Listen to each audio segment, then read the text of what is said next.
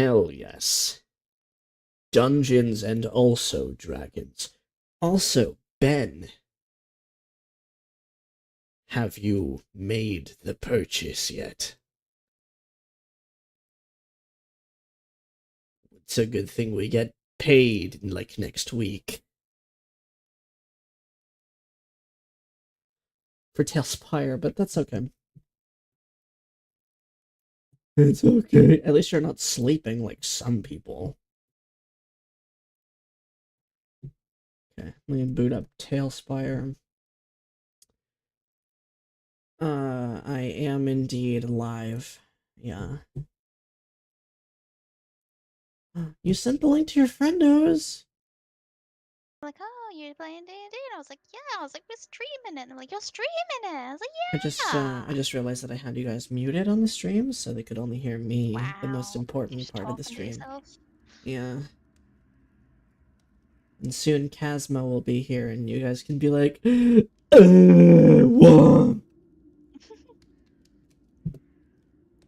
Then I have some Alright, cool yes, shit. Tailspire. Cool shit. Forgot about that. How could you? Sorry. You're fine. And the next session we have one of my friends who will be hopefully permanently joining us for D&D. Yeah. Next session, did you say? Next session, yeah. So the session where you will not be here. Oh, right, yeah. I can just be replaced, it's fine. I'm not For a few replacing weeks you. anyway. Oh, Yeah, it yeah. will. It will. It's okay. You'll be back eventually. Yes. And then I can torment you some more. Yep. Oh shit, I just realised. What did you just Next time I realize? play, I'll probably be in another country, which is an hour in front, so it'll be even later for me, so that's fun. Damn. Damn. She farted on my... We actually don't even need to use Tailspire at the moment. Is this Bree's new character? It is Bree's new character. Look at that. Oh, is there a new model? Yeah. There's a financial aspect too if your character dies, because you have to buy a new model. Yeah. It gives you an extra incentive not to die. Yeah. I mean, it's like $7, but still. And then you have to, like, make a whole new character, and, you know... It's just like, Just it don't costs die. money and time. Yeah. Yeah, so And... just don't die, idiot. And mental drain. Yeah. Who's this freaking Caitlin Bauer? Who is this person? Hello. Hello? Hello? My wife. You know, I figured. My wife. My wife. Have they been watching all of our streams or just this one? Yeah. No, they've been watching all. Oh, nice. Yeah. I'm gonna send the YouTube link to my person, my lady.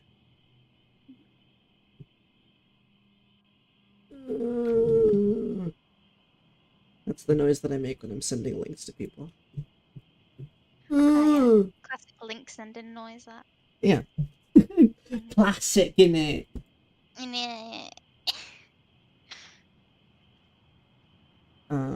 Backslash youtube.com/livings. Hello, Caitlin. Hello. Maybe I should just like adopt a weird accent for Willowness, then you know who's talking. Yeah. Wait, you weren't already doing a weird accent? Wow. I mean, another weird accent other than British in it. Yeah. Unless I get like a different British accent. I don't know. I don't know how she'd sound. Like I was thinking she'd be like, you know, like Ash from Overwatch, but I do not have the voice or the accent for that, so. You said Ash and my brain immediately went to fucking Deathstroke or whatever his name is. Deathstroke? What? Yeah, the fucking die. Reaper? Yeah, Reaper, that's the one. Deathstroke. Yeah. Close enough. question for you. No. What region would you say your accent is from?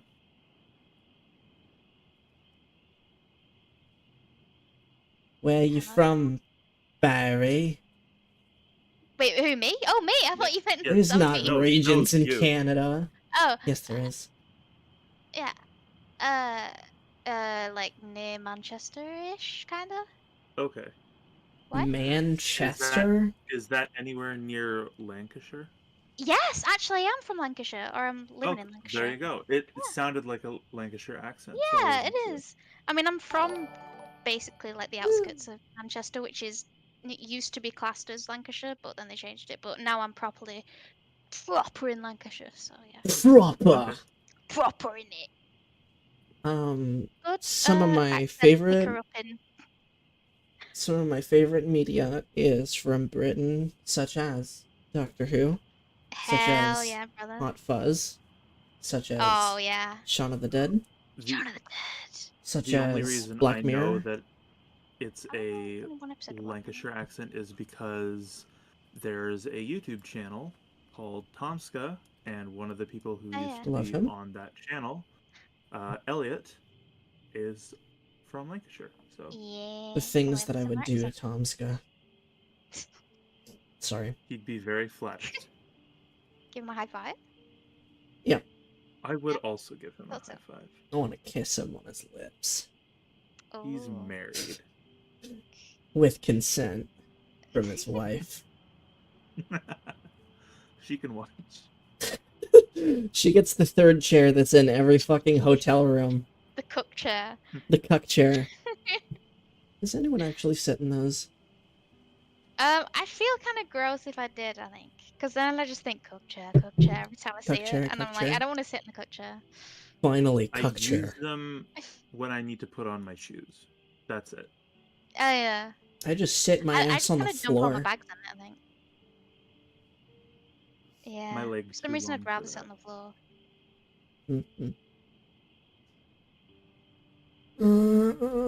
I can't wait to get my new PC. My god, I'm so excited. Ugh. Do you know when you're getting it?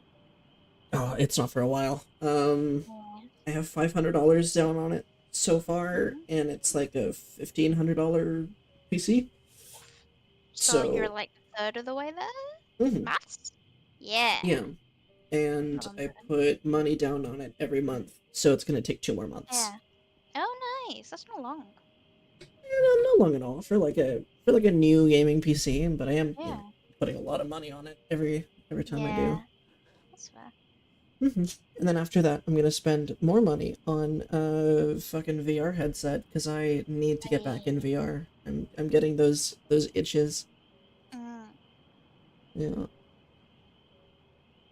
What the fuck? I think the cat just knocked something over. I do want to upgrade my PC just so I can do things and have fun. That is valid. I'd like to upgrade my PC, but I mean I've got my laptop now, which is like really good, and I also travel a lot, so I might as well just stay with my laptop. But I feel bad for my old PC. I kind of want to upgrade it because it's just sat there doing nothing for months at a time. What kind of is it? Like a proper PC that you have? Well, I'm using my laptop now, but I have like a desktop, yeah. But it was like, there's this company that you like choose your parts and then they build it for you. So I did that. But that was like one of those. That was like 8 years ago or something. So. Oh fuck. Yeah, so it's kind of outdated. Like it was fairly decent when I first got it. Like it was a, you know, it'd play the games that were new at the time, yeah. At an okay level. Oblivion. Not like amazing, but yeah.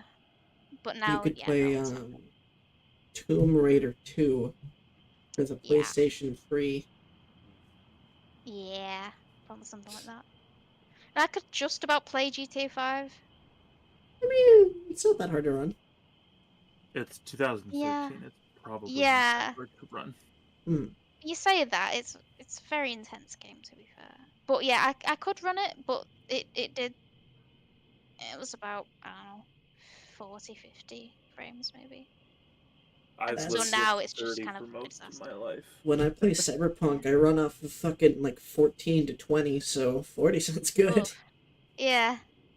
To be fair, Cyberpunk's a lot newer though. I wouldn't be able to run Cyberpunk at all. I think I did try it actually, and it was literally like 4 frames a second on that PC. I'd be able to run it on my laptop easily, but it'd be really hard. I think my new PC is gonna be able to run ray tracing, which is gonna be fucking awesome. Nice. Considering every game that I play, I have to like completely lower the settings to get decent frames, and everything looks like it's Minecraft. Yeah. But...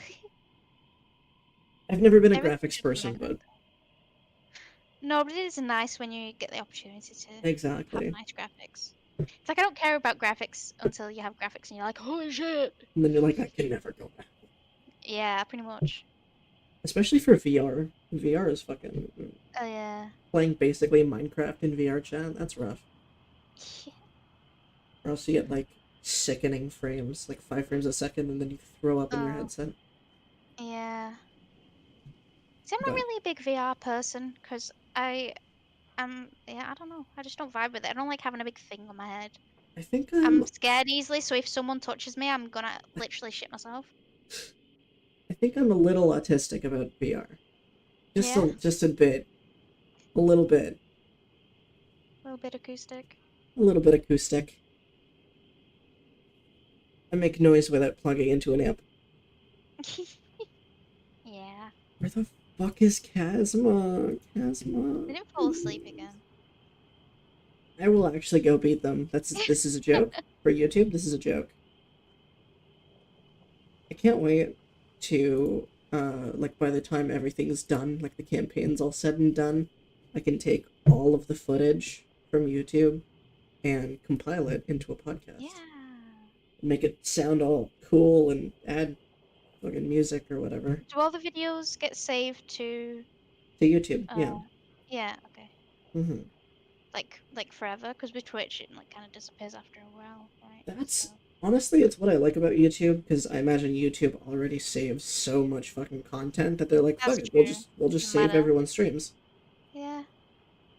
Which is super nice. Also, people watching live streams don't get advertisements, and that is very nice. Yeah, Twitch is kind of sucky for that. Yeah, but I mean, you make decent money on Twitch. Yeah? And shitification is a thing. Mm-hmm. They provide you with good service for a while, and then they start wanting to make money again. Yep. I do be like that. I'm EP. Dude, that fucking EP. Yeah. It's so weird, because normally we play on Sundays. Very fucking EP for some reason. Chugger or Red Bull? I am currently working on Monster. Nice. Working on which I would much rather have Rockstar, but gross. Is it Lemonade? Is it the original the original flavor? No, Aussie Lemonade.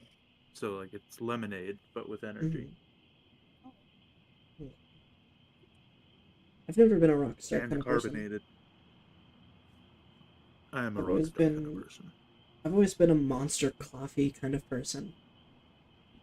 Monster Coffee's not bad. I prefer Rockstar coffee, but yeah, Monster fucking there's a canned coffee that you can buy from Monster, and it's that sounds flavored. like a lot of caffeine. It is. You know, I'm not that bad with caffeine. There's also the 300 milligram series for when you really want to give your heart palpitations. And then there's the, if you really want to go overboard, you can go to fucking Panera Bread. I was gonna say that, the lemonade that kills people. Fuck yeah. Death lemonade. That's what they should call it. Heart explode. Juice that makes your heart explode. Why do you keep saying that? I like the punchline of that joke, of that video. It's good. It's so good. All of his videos are fucking good. I follow Tom Scott. They are. They really are. Sure, that guy actually worked on Don't Hug Me, I'm Scared. He was like one of the lead fucking producers. Yep, and voiced one of the characters. Is he red? Is he the red guy? No, one of the background characters. Sorry. I see. I really like what Gianni did with with his version. His what? When he did a Gianni Maturano, when he did a Don't Hug Me, I'm Scared parody video. I haven't watched that. Have you not seen it? No. I will have to link you. Do it. Barry, are you... Barry, are you in? In Tailspire? No. Yeah. I thought we weren't using it yet. I can join though. Not yet. We're not using it just yet. Okay. Should I start it up though? When we do use it. Okay. Just to have it at the ready, so that if combat were to strike out, I'm actually gonna go punch Quinn. Give me a hot minute. I'm gonna. I also want to get some food because I'm hungry. Okay. Yeah. Go get some food. I'm gonna go punch my friend in the face for not joining D&D.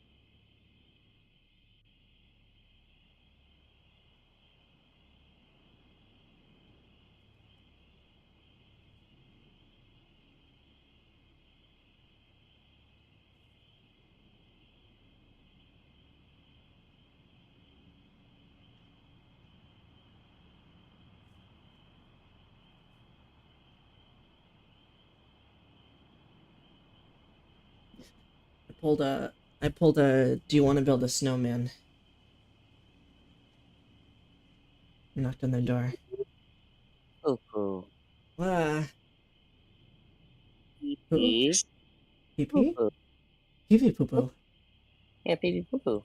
Pee-pee, but to a lesser extent, poo-poo. See, that's where I think you're wrong. Pee-pee, but to a greater extent, poo-poo. Oh, you're gonna lose the audience. Sorry, I've been so fucking tired that I fell asleep by accident. That's okay. And then I woke up, and then I fell asleep again, and I hate myself for it. It's not my fault. Delphi laid down on my legs. Oh yeah? Well, that's fair, honestly. It was so comfy. Delphi is a little guy, so you're excused. Also, we've learned that the reason why he throws up, it's for attention. It's not because he's sick. He throws up so that we pay attention to him. He's so rude. What a dickhead. Because he noticed, like, oh, if I make this noise, then they look at me. So I'm gonna make that noise when I want them to look at me. Witness me! Look at me! I hate him so much. Witness me! Now we're waiting for Barry. I want to see what my chat is saying. Is my chat saying anything?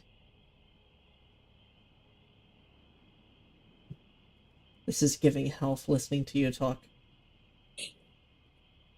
Talk about caffeine. Oh, the chat is in a weird spot. Look on Discord. Okay. Yeah, but okay, as long as you're not gone for too long. Okay. Do we want a nuh-uh? Do we want a recap? Yes, Yeah, please.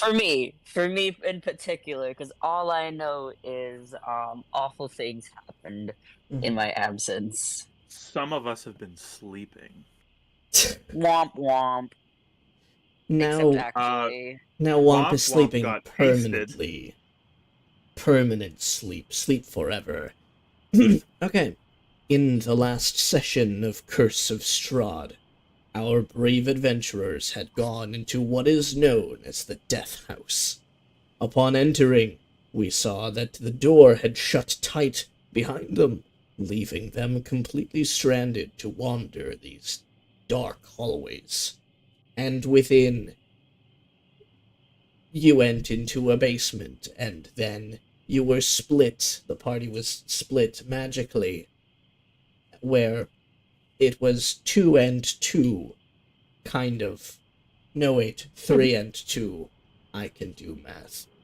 And sadly, we saw that the party of 3, that being Willona, Logan, and the late Womp, had entered and fought a monster, and then Womp was smushied by the monster. She was decimated entirely. And also the paladin was killed as well. And then you guys came back. You were instantly teleported outside of the Death House after that had happened. And the last that we saw of our adventuring party, they were mourning over their lost companions. The next morning, they decided to... Well, actually, no, not the next morning. We were still at the night. They had decided to drink the night away to release themselves of their tensions. And that is where we find ourselves in the deep of the night. I think a lot of you are having the most difficult part of sleeping the most terrible night away, which is accompanied by the procession of the undead, the fallen adventurers, which is now being led by the late Womp.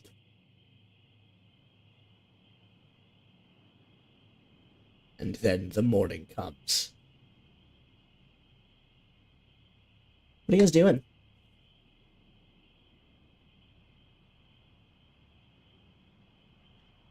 Womp womp. Womp Chilling, womp. having a bud. You? Smoking a dart.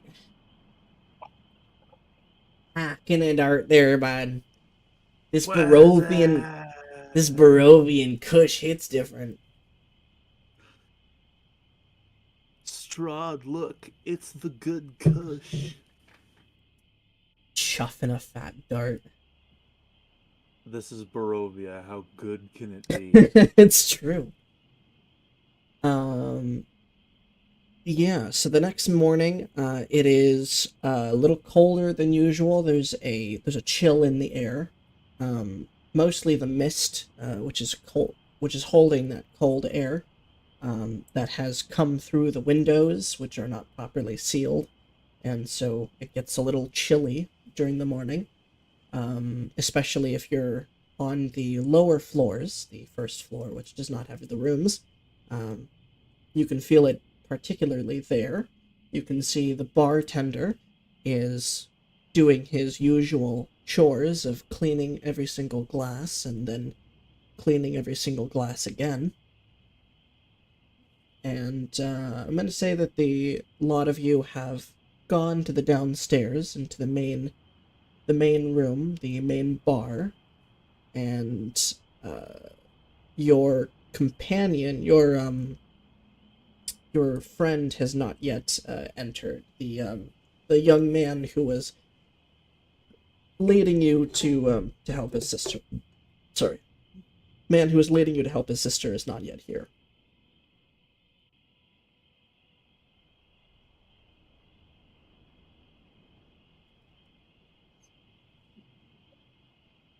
So it is the three of us, or Yes, 3 of us. Yes. okay. Just wanted to be sure. Yeah, you're all downstairs. I've just skipped over that part. I don't care about how you brush your teeth. Yeah, you're all in Up that and room. down and doesn't. side to side. Kazma does not brush his teeth. I figured. Gotta have a little part of yourself in every D&D character you make. Excuse me. Cabbage. Hello. Hello. Hello. Bonjour. Bonjour. Hello. I'm gonna just sit on my lonesome, sharpen my sword in a very menacing way. Ooh. Is it maybe one of those sad angers? Yes, definitely sad anger. Got that. That's how you can tell that someone's crazy, is when they get sad, they get fucking pissed. Yeah. What's Kazma doing at the moment? Kazma, you had your own situation. You didn't necessarily see the paladin die, he just disappeared. So you're kind of imagining that he was sectored away into a third demiplane that was different, but he hasn't come out since last night. So you don't know what happened with that. Kazma kind of keeps to himself a little bit. He's just gonna stick with that assumption and wait for Womp to come back. Womp's not coming back. What's Logan doing?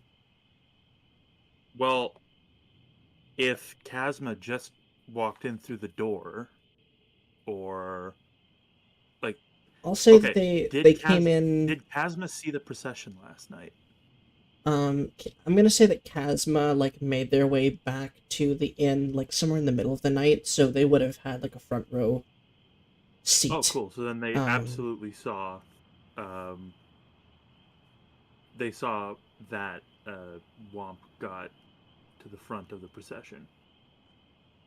So, yeah, coming back. Womp is very dead. Yeah, they would have seen coming back from the death house in the dead of night this procession, and then I said that they were at the front, but they're actually at the back.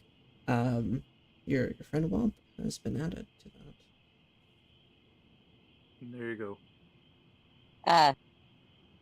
Never mind. Kazma knows what's going on now. You don't see the paladin though. You just saw Womp. Although the paladin disappeared just like everyone else. From Kazma's perspective, you went into the basement, and then the three others, Willona, Womp, and Logan, all almost walked into their own reality kind of thing, walked through a doorway, and then it was this moment where they walked and there was a sharp line where they were walking through and they just disappeared. That also happened with the paladin. So Okay, you don't know if the paladin's alive or not. Okay, that makes sense then. Okay, now I can form brain things. Your brain is once again braining? Brain bigger? Not really. Larger? It's doing its best. Okay. That's all we can ask. So yeah, the three of you are here.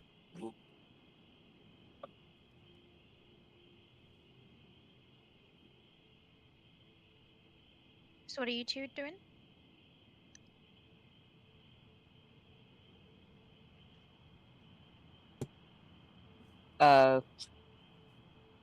Kazma is going to go because this is like an inn tavern bar thing, right? Yeah. This is the Blood on the Vine Tavern. Yeah. Is there a bartender present at the moment? There's the brain dead bartender. Actually, I don't. Were you here? I don't remember when I introduced you last. Like when I introduced you, was it outside? Yeah. Okay, so you would not know then, but the bartender has a weird look to him. He looks like a bartender, and he's doing the normal chores of a bartender, but there's a soullessness in his eyes. He looks like a person, but he's acting unperson-like.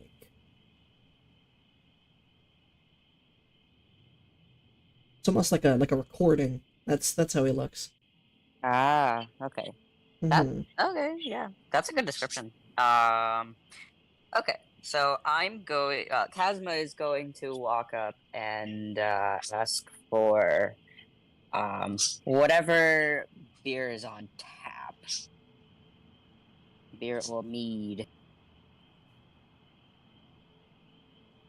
You see that the bartender turns in a slow manner, not looking at you, just kind of looking at it like a 45-degree angle downwards. Takes one of the glasses, almost a little bit robotic. There's a stillness to his movements, and pours just this like strange looking ale. It doesn't look particularly developed. It looks like it's watered down, and gives it to you, and then turns around and continues cleaning glasses. I have a question. Are the glasses even dirty? No, it looks like these are the most clean glasses to ever exist, because as you're watching him, he finishes cleaning the line, and then he goes back to the first glass and he cleans it, and then the second, and then and he just does that over and over again. Kazma is going to start slowly and very subtly removing glasses from the line. Shitster. Nice. You see, like, you take the first one in the line, like from the shelf, and put it on the counter, and then you go for the second one, and then it's almost like you've cut him off from his animation. He puts the glass that he's currently cleaning back up, and he goes for the first one, and he puts it back, and then the second one, and he puts it back. And then he just starts cleaning them again in order? He goes back to the glass that he was on. Like, he puts them back, and then he goes back to the one he was just cleaning, and he cleans it again. Oh my god. Kazma is very concerned. Has anyone new walked through the door yet? Your friend, well, the person you know in this town, has not walked through the door just yet. Okay. Yeah. Ismark Kolyanovich. That's the one. That's the guy. That's the man. Is Big Papa gonna be here? Say what? Who? Is Ren, aka Paste Big Papa, going to be here? This session? No. Hey. Oh, darn. No, I think they're busy. Okay, fair enough. Yeah. So we're getting Ren and also the new person next week, which is gonna be pretty cool. Yeah. Okay. Does the new person have a character yet? Or an idea of a character? They were in a Curse of Strahd campaign before that they had a character for. I'm not sure if they're gonna use that one or if they're gonna make a new one. Okay. I'm not sure. But they will have a Lad. character ready. I don't know who it's gonna be yet though. No. So it's just the three of you. Okay. Currently Caden's been flipping through his book, scribbling here and there, just keeping to himself, reading in the corner. Are we all just in separate corners then, basically? Sociable gang we've got here. Kaz is just fucking around with the bartender. If there's no more corners, then he's just sitting. He just wants to sit privately and read privately. Yeah. He's not trying to avoid there's enough corners. People. He's just, yeah. He's nearby in case. He's nearby in case Willona asks for assistance. Oh, yeah. And he has noted that Chasma is back, so he is aware of these things. Chasma is alive. Yes. But other than that, he is not currently talking. I think Chasma's gonna go stand outside. Okay. You step through the front door. The cold immediately hits you. It's a particularly cold, misty day out in Barovia. You can actually see the grass out in the distance. For as lifeless as it is, there is a little bit of that like cold, like iciness on it. That like mist, that morning mist that comes when it's like slightly cold. That sticks to the blades of grass. You can see they are frost. I think that my flowery way of describing frost was more visual. I could have just said frost. I'm just fucking with you. I did forget that the word was frost. I like how you went it though. Very nice. Yeah, you know, if you don't remember a word, just say it longer. Yeah. Just keep talking until you get the point across. Exactly. You get me. So I don't. What the fuck am I? I don't know what I'm looking at. So, sorry, I'm like trying to find my notes again because I had to restart my computer and it's the whole thing. Yeah. Okay. So as you're standing outside, the cold hitting you, you can see out in the distance. There's not too much movement in the town. It looks like that's just kind of how it is most times. However, you do see that there is like an older woman, an old lady, who is walking through the town and knocking on doors. She has a cart behind her. You hear the sound of small wooden wheels rolling across damp cobbles. You trace the lonely sound to a hunched figure bundled in rags, pushing a rickety wooden cart through the fog. And you can see she's knocking on a door, kind of waiting for a little bit, moving on, going to the next door. And that's what's going on right now. My immediate thought is, bring out your dead. Bring out your dead. You don't know. You don't know if that's what it is. And you can see, from here, I think, actually, from what I can see in the map, you can see... actually, no, you wouldn't be able to see that. Never mind. If the buildings were shifted a little bit, you'd be able to see the Burgomaster house, which is where, like, where the sister is. But you can't see that from here, actually. What you can see is, coming from the other side of the town, like, down the same street, but on the complete opposite end, pretty far away, you can see the silhouette of what looks like average height, maybe a little taller than average, black cloaked figure.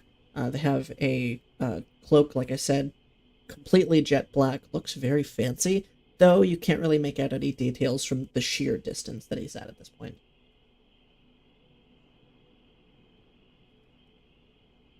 I'm going to approach the woman. Okay. You're gonna walk down the street, yeah? Yeah, I'm gonna walk down the street and approach the woman.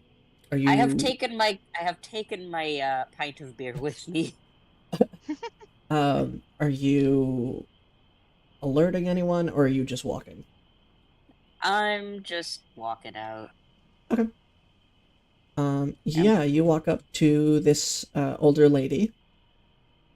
You can see, as you approach, she is currently knocking on a door, and the door opens up, and you see she says, "A price must be paid."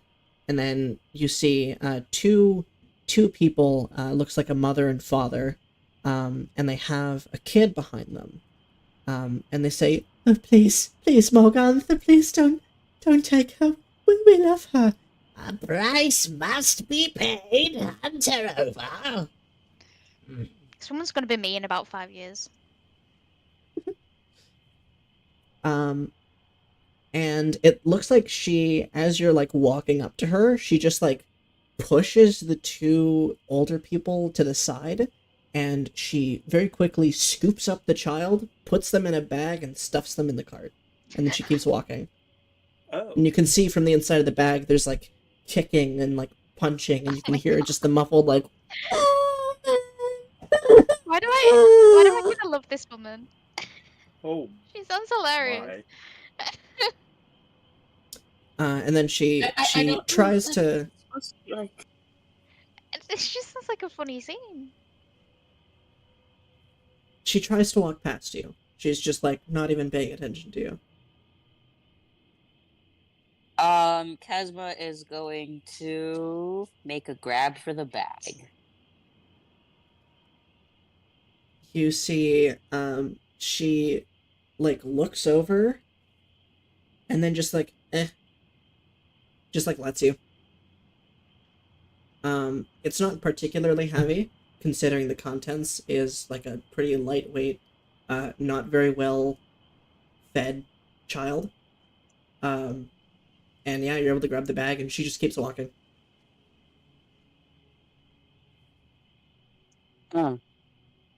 You've just got this kid bag now.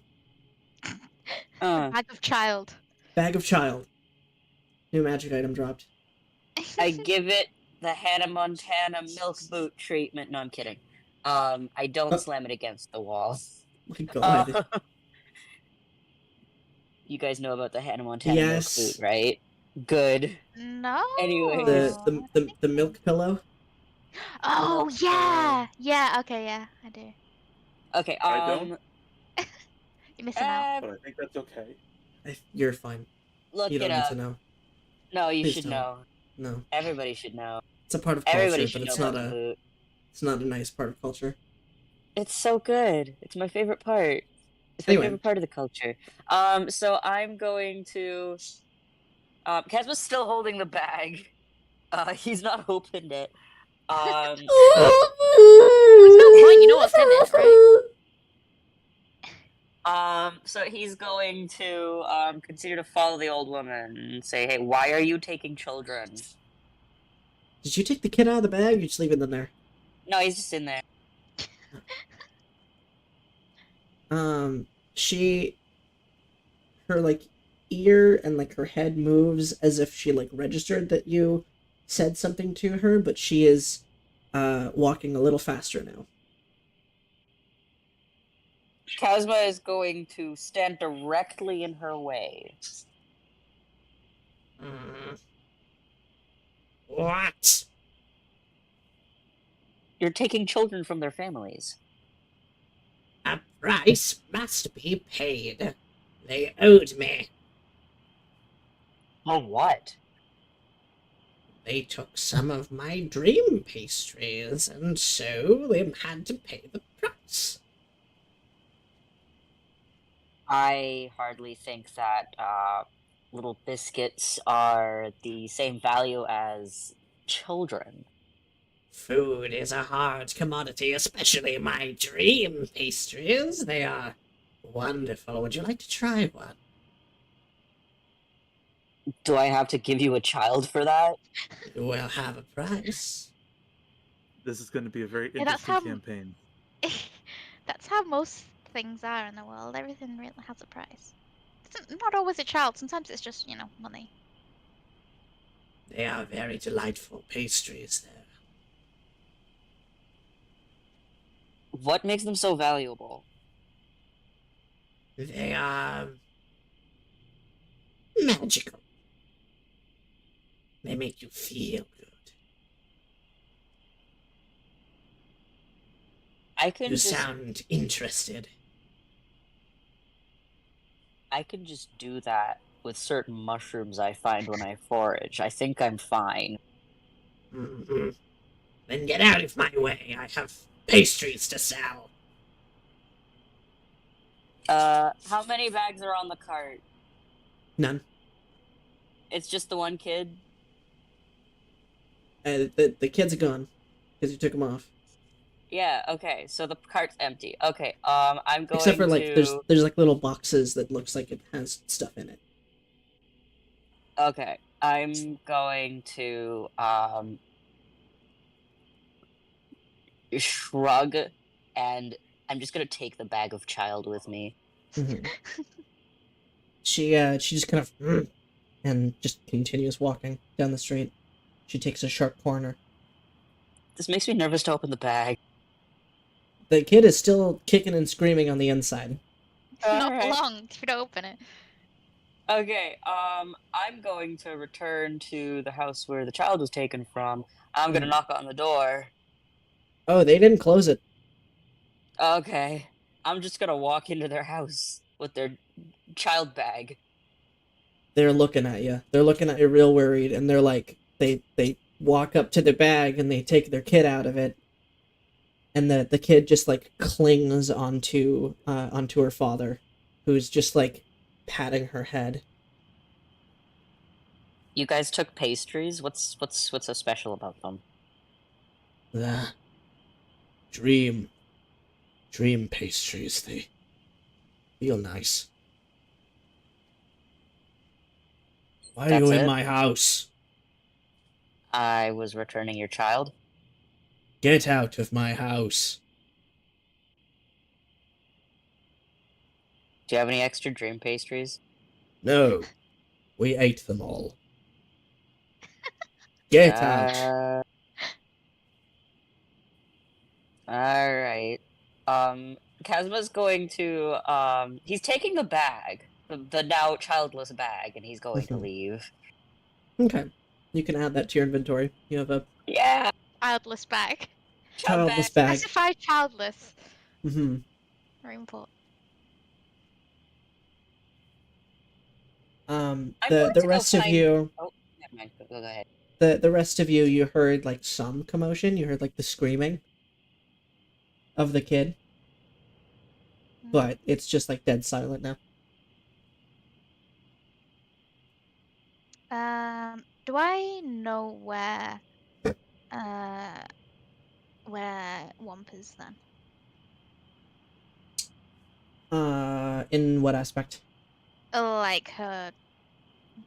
What's left of the paste? What was once Womp? That would be part of she's a person now, right? That would be part of the, like, procession. Yeah. So would that be from the church or whatever? Yeah, she is currently now at the back of the church, the graveyard. And would she have, like, a stone or whatever? What? Would she have, like, a gravestone or something? You don't know. I'll go and have a look, I guess. Okay, Logan, one of your companions and then the other both leave. Wait. Before I go to the church, I wanna try picking some flowers, so I can lay it on a grave if I find it.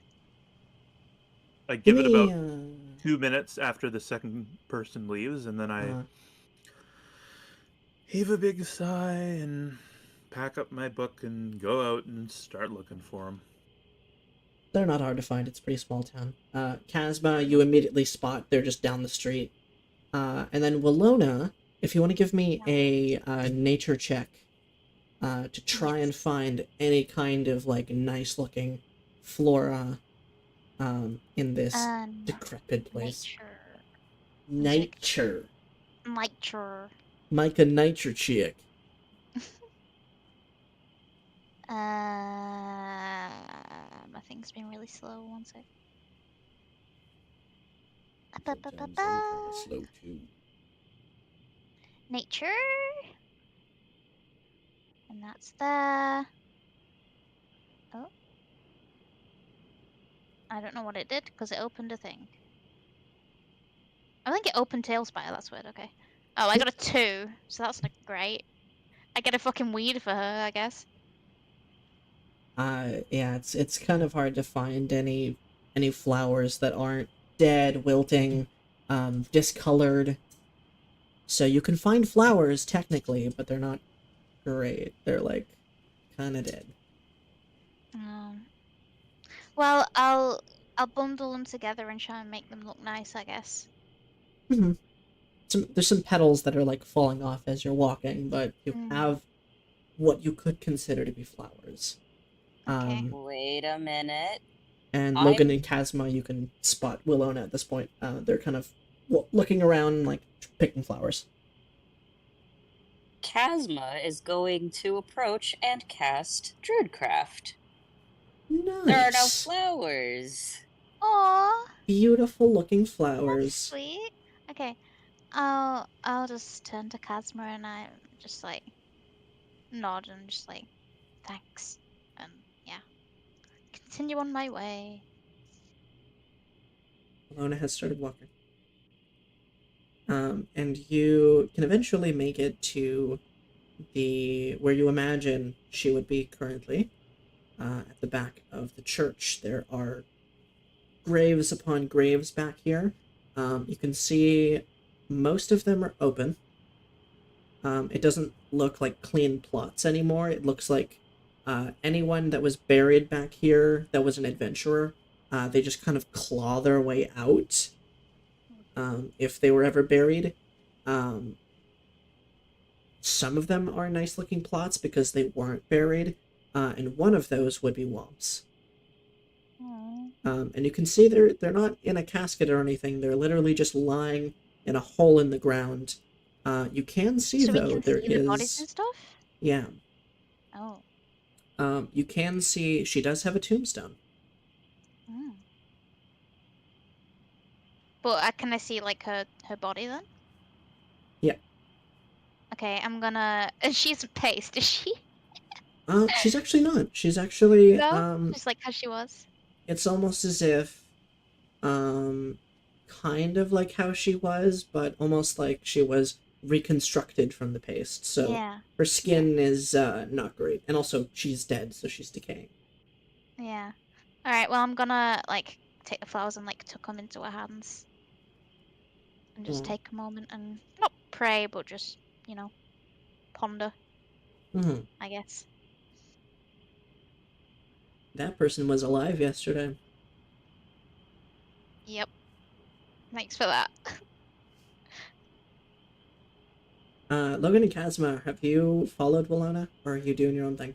Yeah, no, Kazma's followed, and is now also sitting there kind of mourning.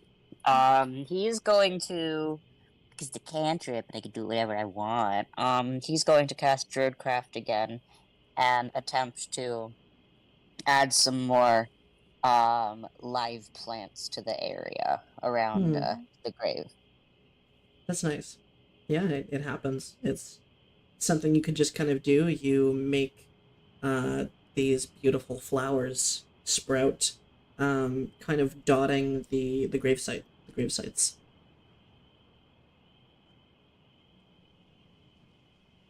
There's a wind that cuts through, a nice calm wind, not a strong wind, that just kind of like blows through. You can see the flowers are almost dancing in the wind a little bit. It's still cold. That's so nice. The sky is a dreary gray, though. Very fitting. Almost like Britain. Yeah. And the inhabitants kind of sound like British people as well. That's true. Yeah. Bring out your dead. Bring out your dead. Logan, where are you? Logan's keeping a couple paces behind. He's sort of just keeping an eye out. He's not looking for anything in particular. He's just sort of like the de facto watchdog right now.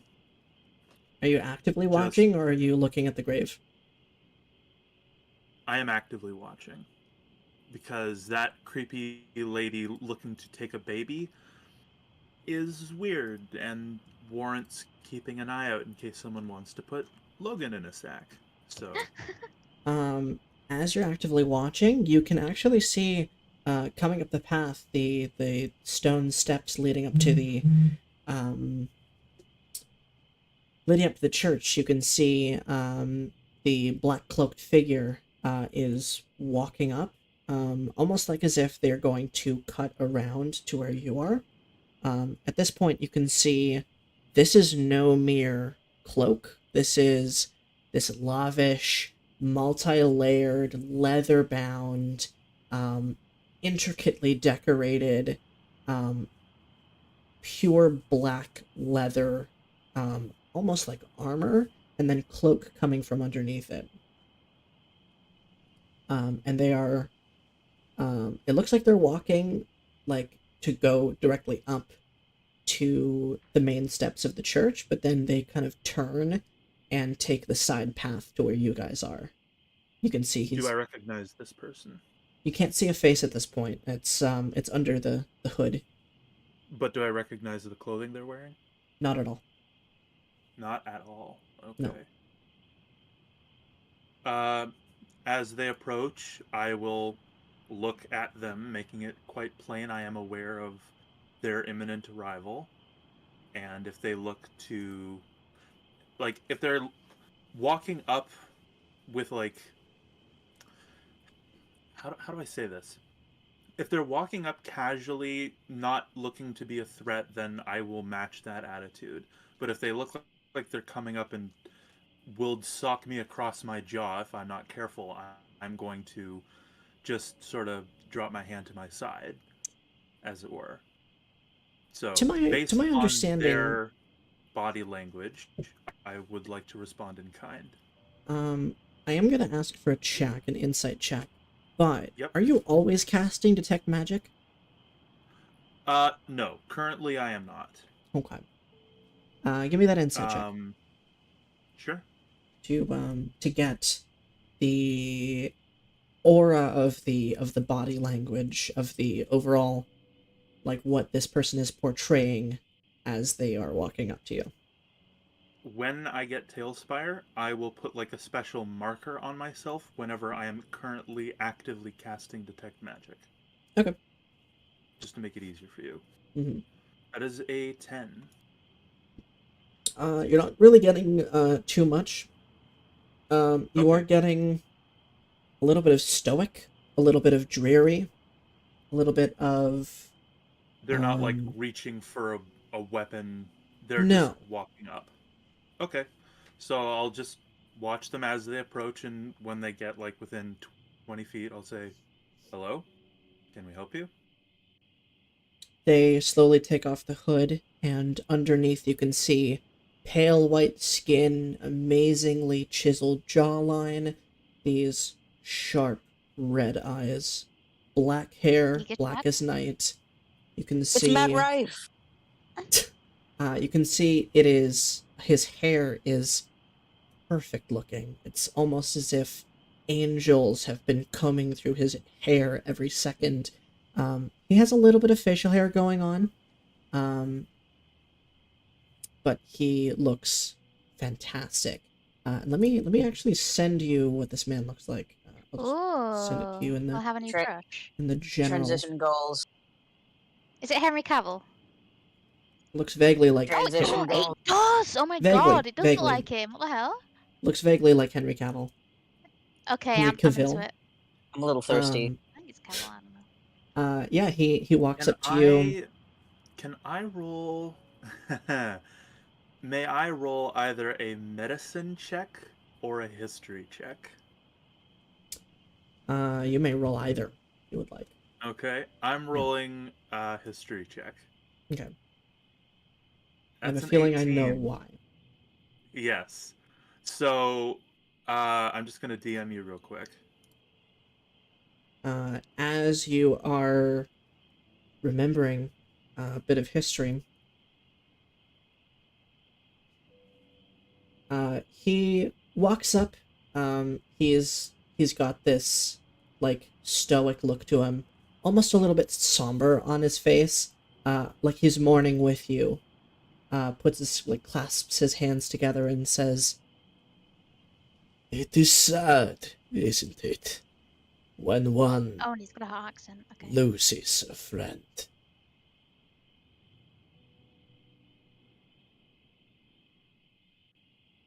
Logan's gonna bite his tongue, but he's going to cast the cantrip message at both Chasma and Willona and say, "This is Strahd." Oh shit. Okay, I don't like him anymore. What's the components of message? It's at will, visual, and somatic. So you kind of like mutter some magical words under your breath. Wait, have we been hearing this conversation? I can. It's literally I point my finger. So No, I'm but just like, have we been like hearing it up to now though, or like seeing this person? no, Literally, I haven't. if you were to turn around, you could see him. Okay, Yeah. so we have been hearing. Well, maybe I wasn't really listening because I've been grieving and shit. I mean, it's pretty quiet. Like hearing that, you at So, most you made out that this guy was talking, but you could have heard it. I point my finger at Chasma and I point my finger at Willona and say the word Vox under my breath, and then they hear, "This is Strahd," with just a hint of worry in my voice. So I want to turn around real quick and just like freeze and like hold the hilt. Is that the word of my weapon? yeah. Yeah, Casman is now grasping his quarterstaff. Oh, I see that my being here is not welcome, but I figured I Logan's would just gonna pay clear his throat respects. softly. Your reputation precedes you, sir. Then you know who I am, Logan. I do. Casman's gonna spit at his own feet as like a subtle sign of disrespect. That not subtle, but yeah. I guess. Logan's gonna eye that and just say, "With respect, sir, if there is information you wish to relay to us, I do not believe my companions know the niceties of diplomacy."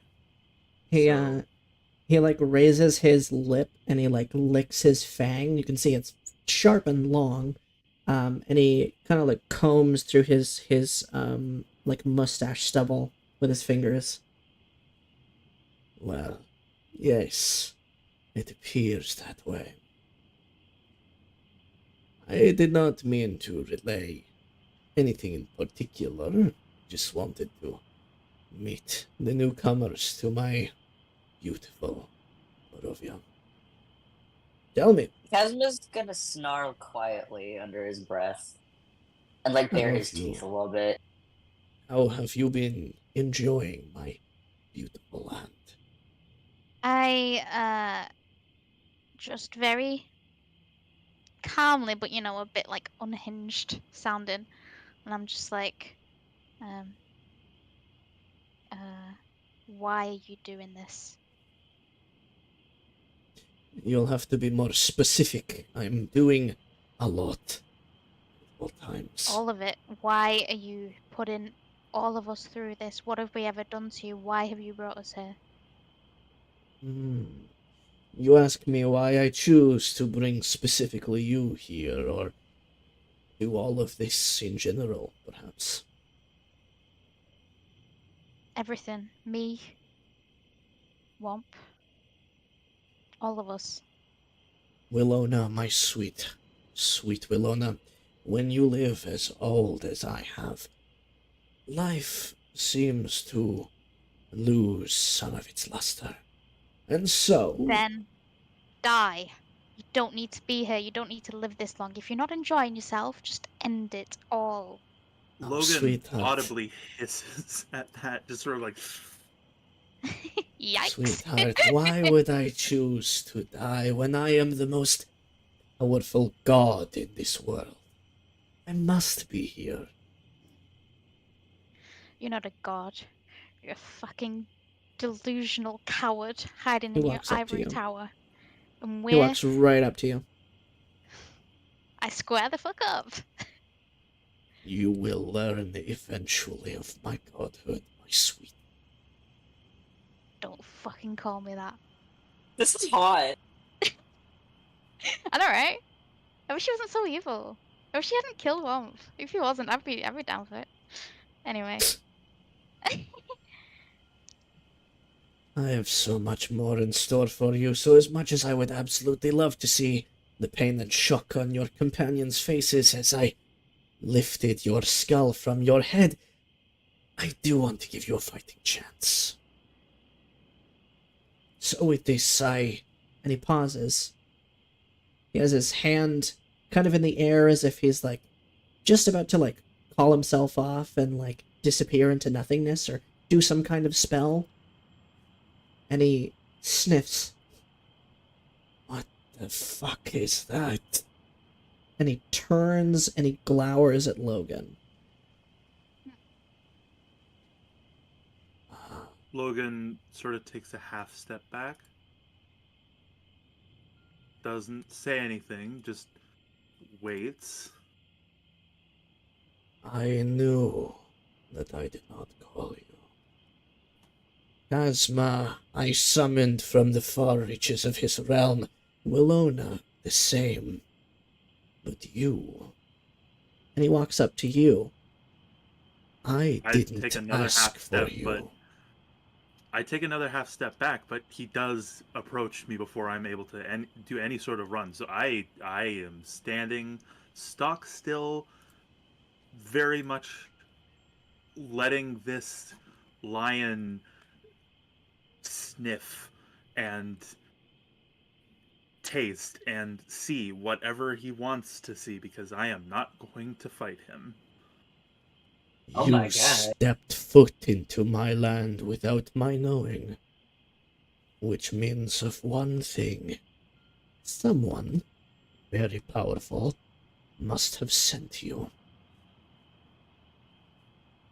Who do you work for? Who sent you? Why are you here? I'm going to lie and say I don't know. I'm gonna say deception. Yeah. Oh no. That's a 9. Wait, She's like, I don't know. I know that Sorry, feeling. I don't know. He holds his hand out to you, like palm up. Uh-huh. Yeah. Well, come on. Let me see. I'll reach into my backpack and pull out the Nothic eye and put it in his hand very gently.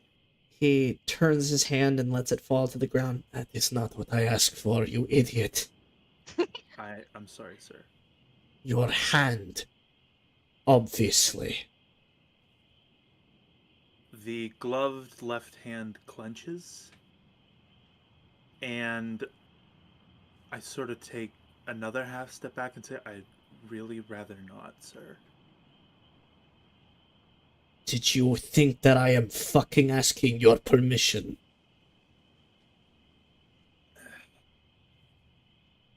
And I slowly, very reticently, pull the glove off my left hand and do my best to keep the palm hidden from Willona and Kazma. He like Oh, wait, I want a clutches. peeky. He Can I try clutches for a at your peeky? hand. Yeah, make a perception. I'm making a perception check. Oh, I got an 8, and I got a +4. Can I make a sleight of hand Yep. or performance check to try and keep from them seeing? showing? Yeah, would that be performance or sleight of hand? Whichever. 17. Yeah, that's Oh, higher than Casma's 14. Yeah. So neither of you are able to spot it before the palm is Dang placed into Strahd's. He like clutches at your hand, like he's holding it like pretty strong. I remember this feeling. So that bitch sent you.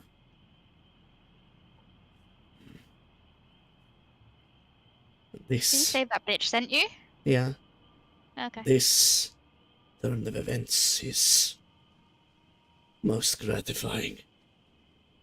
Thank you for being here. Fuck. I assume you are aware of... Wait, no. No, that is not possible. She did not send you. You were thrown here. You don't even know what this is, do you?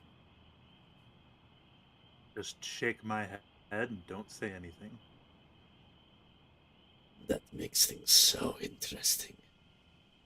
Thank you, Logan. I will be seeing you again. And he grabs the top of your head, and he kisses your forehead, and then he turns into mist and disappears. I very quickly put the glove back on. I turn on Logan real fast, and I'm like, Logan, what does he mean thank you? What is he thanking you for? What could he possibly thank you for? Kazma is like hiding. actively snarling right now. He's just snarling. That is a.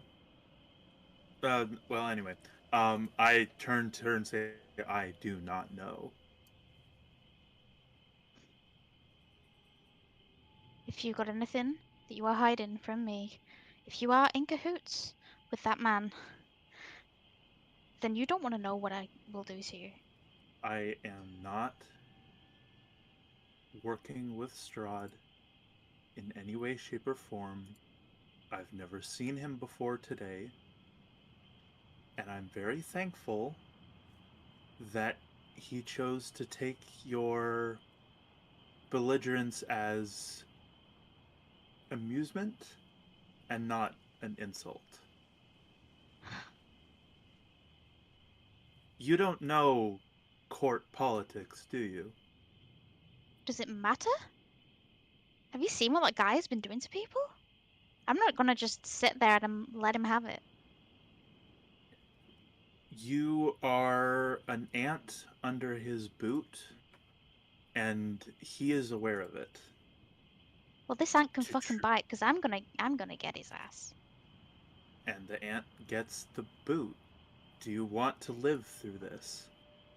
I just want to see him perish. Are you willing to die for that to happen? I've been willing to die for a long time.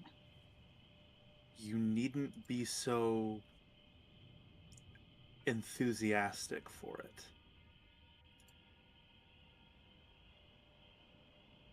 I'm just gonna turn And with away. that, Logan is going to pick up the eye from the ground, sort of brush it off, It's a put little it dirty. back in the backpack, Yeah. and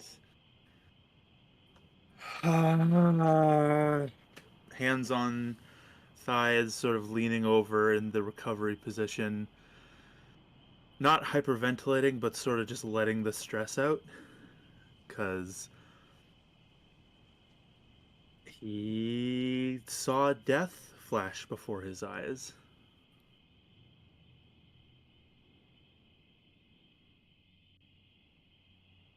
Once he's collected himself, he's just going to sort of look at Willona, look and at I scowl at Kazma. him. You don't have to like me. You don't even have to trust me. But if you want to live a long and happy life and leave this terrarium that Strahd has crafted for himself, I would suggest following my lead just a little more often.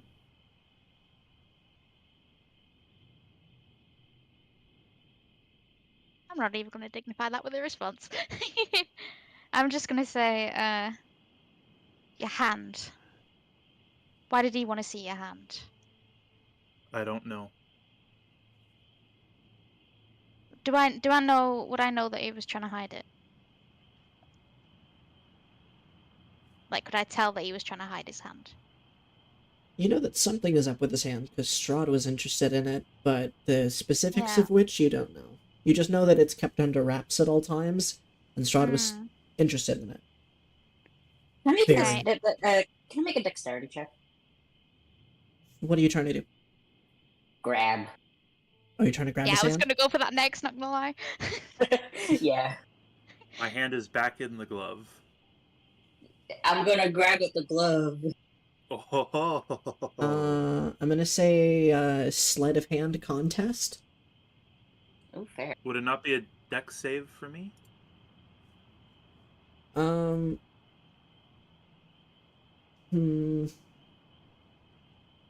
guess so, yeah.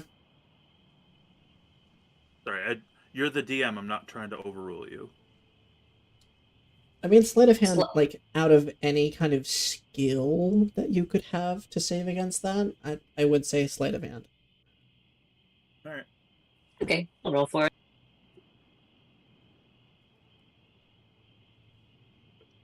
Ah, nuts. 18, baby! Oh, nice! What are you attempting to do with this hand?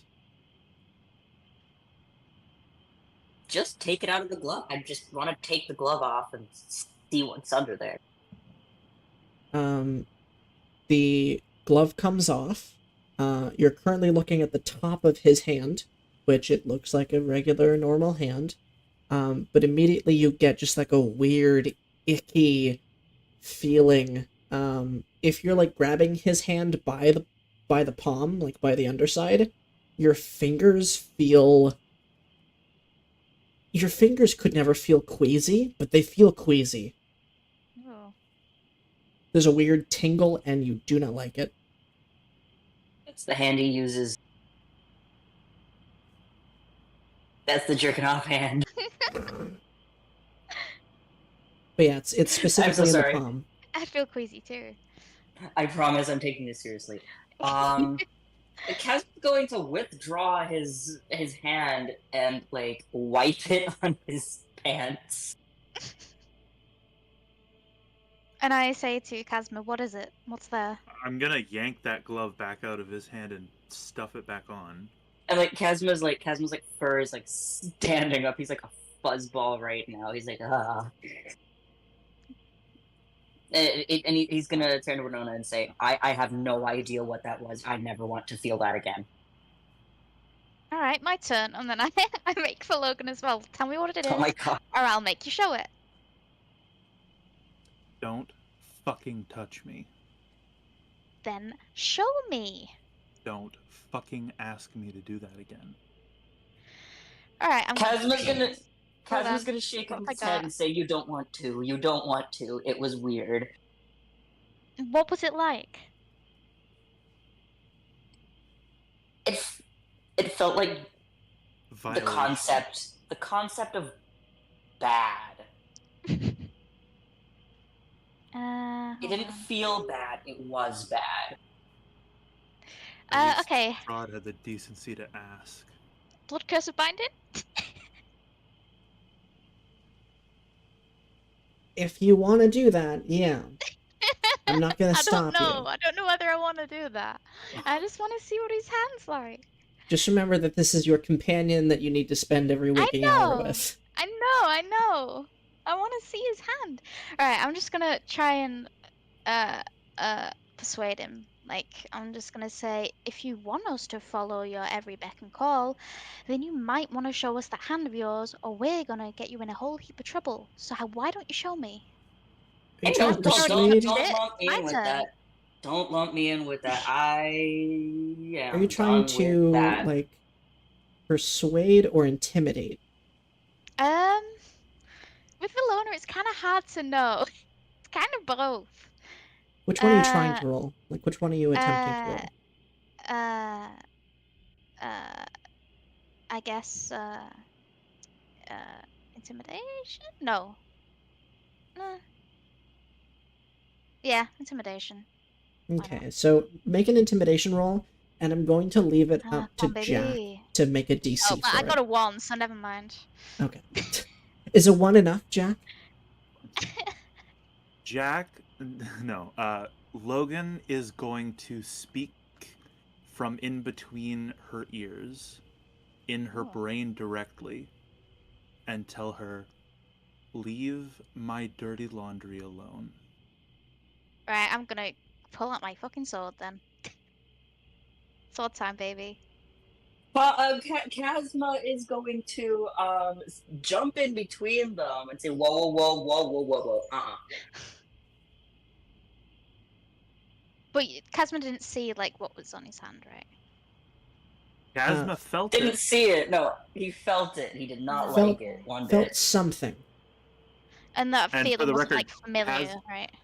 Kazma did not hear the words that Logan spoke to Willona. No.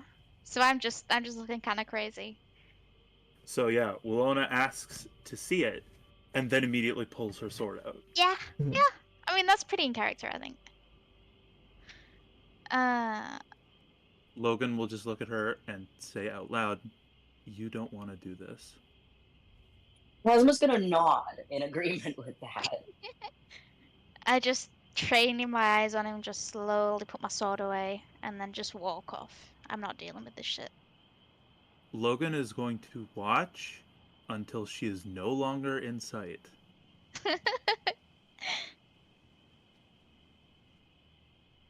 Then he's just sort of gonna, not Slav squat, but sort of find somewhere to sit down. Kazma's going to quietly approach him and say, "You need to wash your hands. That's disgusting." And then he's going to continue. He's going to go after Willona. Before Kazma leaves, Logan is gonna just tell them, "For your sake, I'll consider it a matter of curiosity, but don't ever violate someone's person like that again." Yeah, Kazma's gonna nod in agreement and continue onwards. Logan's gonna spend some time alone by the graveyard until he feels like he can rejoin the group. That makes sense. By the by, this was the first time that y'all heard Willona's name, because Strahd said it. Otherwise, I've not told everyone my name. This I don't know whether you guys picked up on that, or... I guess you would have, because it's the first time. I hadn't picked up on it, but that works. Yeah. You all now know Willona's name, because Strahd fucking said it. Yeah, I was gonna have the big reveal in this session, but never mind. It was pretty big. Some bumbling ass vampire came in and ruined it for me. I mean, it was that big enough for real. Yeah. It was pretty big. Upon leaving the church, at this point you can see your dear person that you know is walking from the house to the south. You can see your dear friend.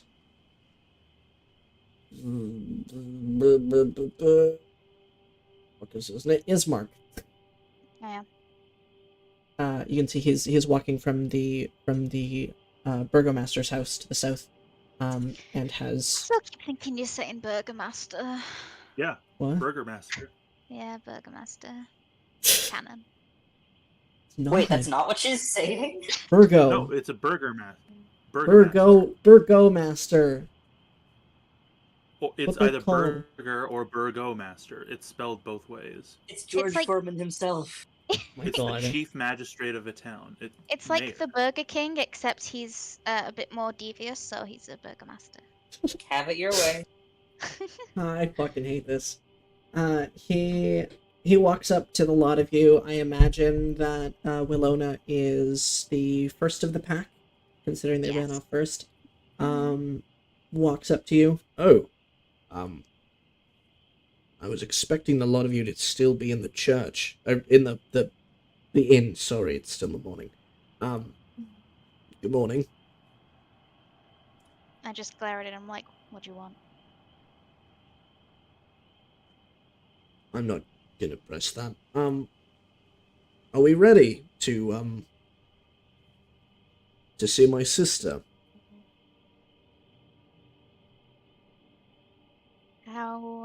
Hold on. Need to think. The other two at this point have reached. Oh, yeah. I'm just like, what other choice do we have? We don't have the time, do we not?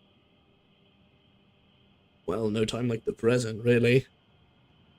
Okay, well, there's only the three of us now, so... I was about to ask. Looks like there's less of you now.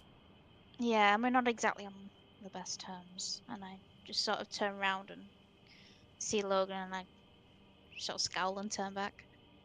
Ooh. Yeah, Logan has rejoined the group at this point. Some inter-party drama. That's just the thing to survive Barovia. Let's get moving. And he walks to the south to his house. Imagine you're following. Yeah. Yes. Why not? All right. Yeah, of course. As you walk down the street, the wind at this point has cleared, and you see a weary-looking mansion that squats behind a rusting iron fence. The iron gates are twisted and torn. The right gate lies cast aside, while the left swings lazily in the wind. The stuttering squeal and clang of the gate repeats with mindless precision.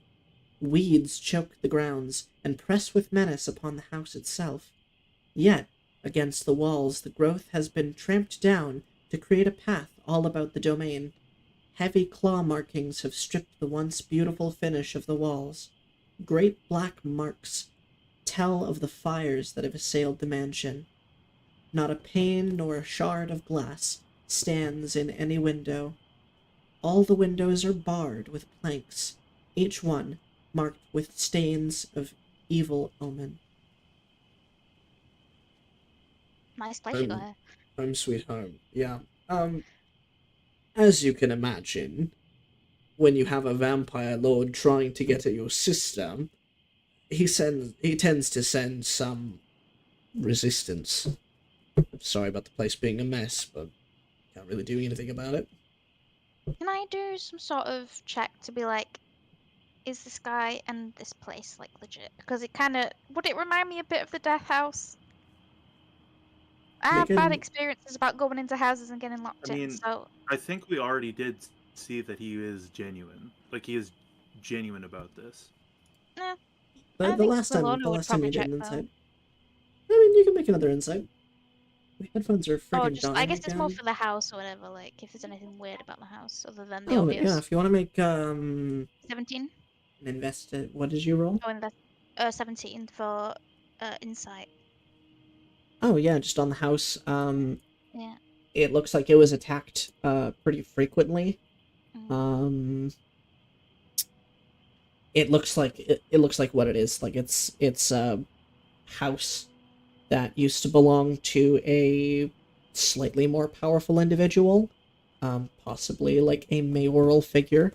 But that was a long time ago, and it does look like it was very torn up by monsters that have tried to get in. Okay. but it's a genuine house. Like, it's somewhere where someone could live. Yeah. Alright. I'm gonna wait for the others to go in first, I think.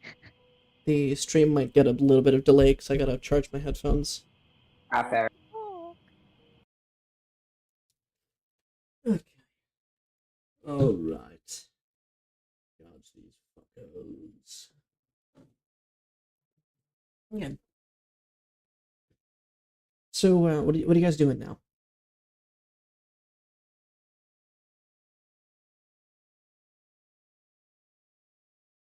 Oh, hang on. I cannot hear you.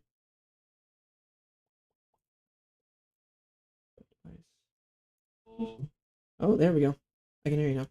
Yeah. Okay. I imagine we're going to be staking out the house that the sister is in. We're going to be okay. The house that the sister is in, is it being visibly guarded? Like, are there zombies or guards of some kind that are keeping watch, or is it just like look like a normal everyday house? It looks like a house that once had zombies and werewolves and wolves and the sort around the edges. At this point, though, it's pretty bare. Like, you can barely detect any sort of living life, even from within the house.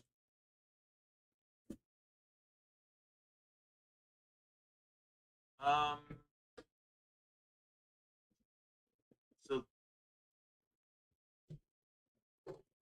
sorry, I'm still a little confused. Is this the house that the sister is in? Yeah. So we need to take her to another place?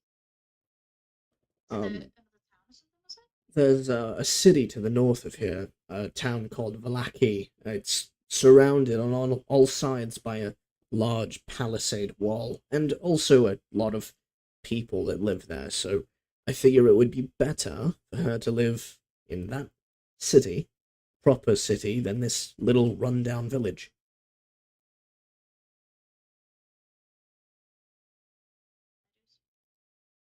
Should we head inside? Or you want to check out the... Alright. He calls out, "Sister, I'm coming inside. Don't, stab me, please." "Oh, you fucker, you scared the shit out of me." And you hear the sound of a sword entering a scabbard. And opening the door is, this very pretty woman. Oh, well, I was interested. I'm going to send you what she looks like. Sending you what she looks like so you have an idea. And then I'm also going to describe her. It's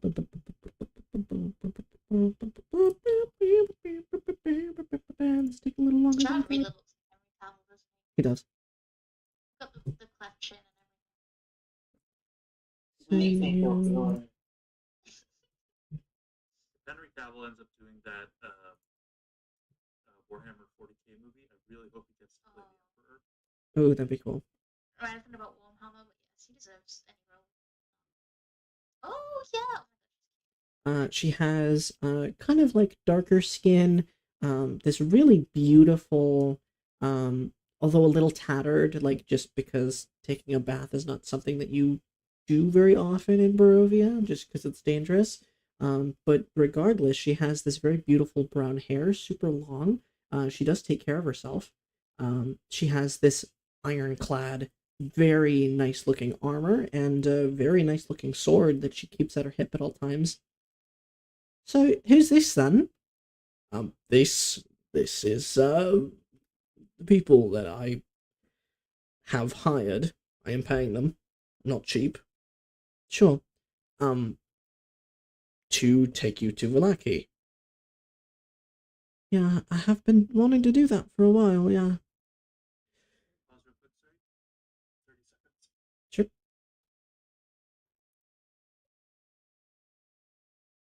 Lana's eyes pop out of her head. And they go, Yeah. She hits herself in the head with a hammer. jaw drops to the floor.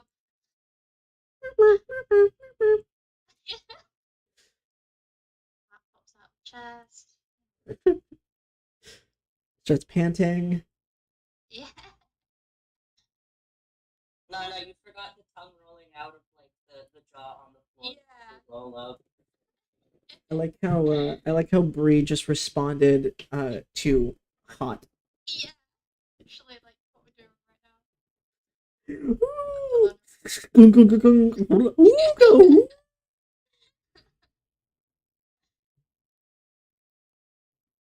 Waiting for Logan. Welcome. Oh. She says, yeah, I have been wanting to do that. But, you idiot, you're forgetting about something. I can't just fuck off. We have a dead father in the house. Oh. I guess you're right. So, little caveat. Possibly. You wouldn't just leave that with me, would you? While you go and be safe? Are you fucking kidding me? I'm not gonna leave our dad dead in the house while I'm off going to Vallaki.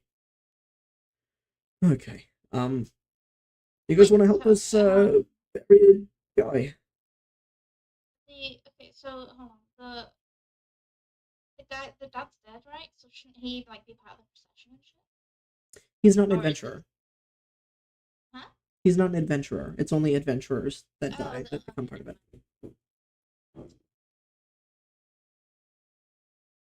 Do you want to help bury him? Us? Yeah. Yeah, 100 gold to get her to Vallaki.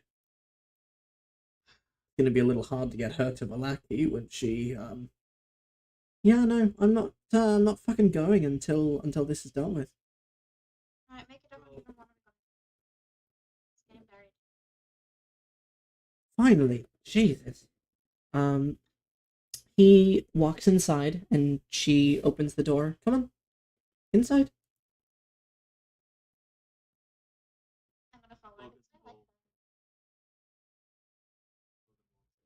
The interior of the mansion is well furnished, yet the fixtures show sign of a great wear.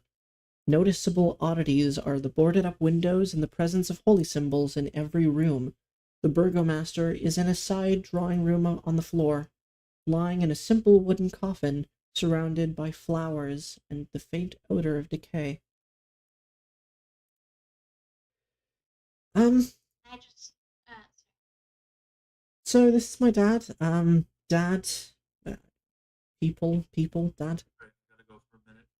Okay.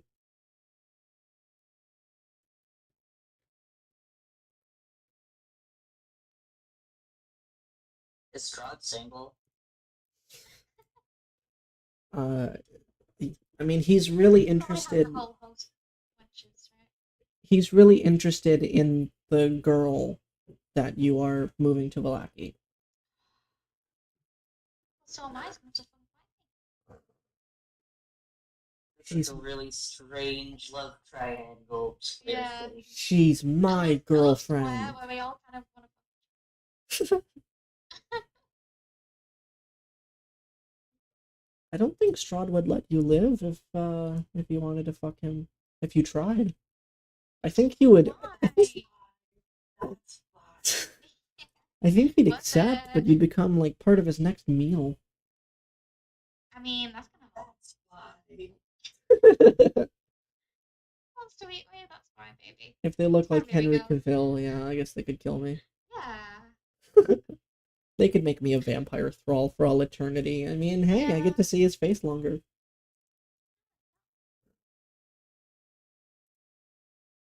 All of the vampires working for him actually just wanted to fuck him. Yeah. That's believable. That is believable. I know that. There are people that just like throw themselves at vampires being like, I want to be immortal, please. Vampires are hot. Like, just the whole concept of vampires is hot. Yeah. What about Nosferatu? Yes. Mm-hmm. 100%. Don't test me. bunch of monster fuckers in my Curse of Strahd campaign. I admit that. Well, that's If fine. only I was playing a bard. True. Vera, also known as Cake in Discord, is also a monster fucker, so It's all of us. I'm surrounded by monster How do you fuckers. feel about this? I mean, how does Jack feel about this? I don't know. I have no idea. I wonder what Bree feels about fucking monsters. I feel like she's into it. Yeah. I guess It's Bree. Come on. Yeah. But like in the purest way. Okay? Oh yeah. We're not talking shit. We're not talking shit. It's a compliment. Bree doesn't fuck. She makes love. Like that's she is a pure soul. She would never do anything wrong. She's so okay. No, I was gonna say she's so lawful good, but honestly, no. I think she's chaotic good. Yeah. She absolutely, yeah, she's chaotic good. She's chaotic good. She's so pure, but like But she's gonna be weird about it. yeah. Which honestly, peak. Pure of heart, but silly of mind. Pure of heart. Yes. I am impure of heart and dumb of ass. This is just a new alignment chart.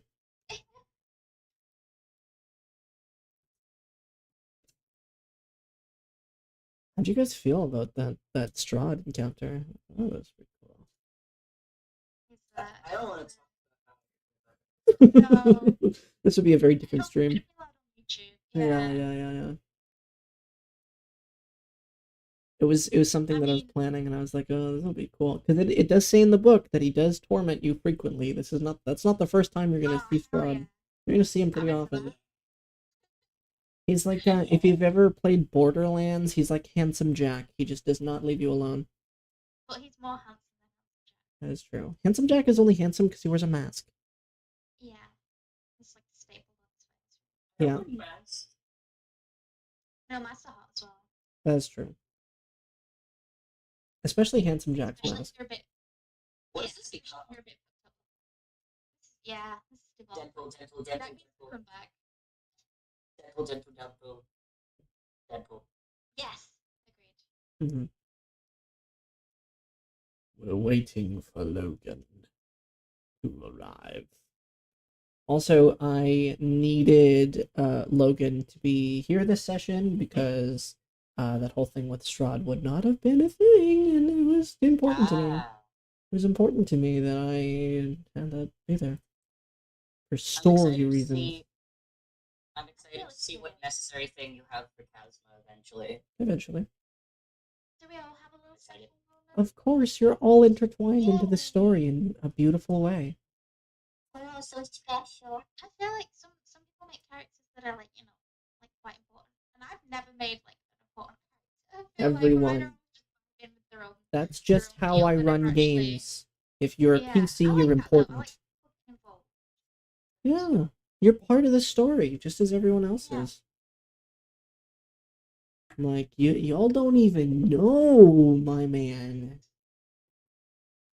I go in deep on this D&D shit. It's gonna be really sad. I'm gonna cry. Oh yeah, you will. I You will. already nearly cried last session, so. Mm-hmm. Bree did. Bree actually cried. Yeah.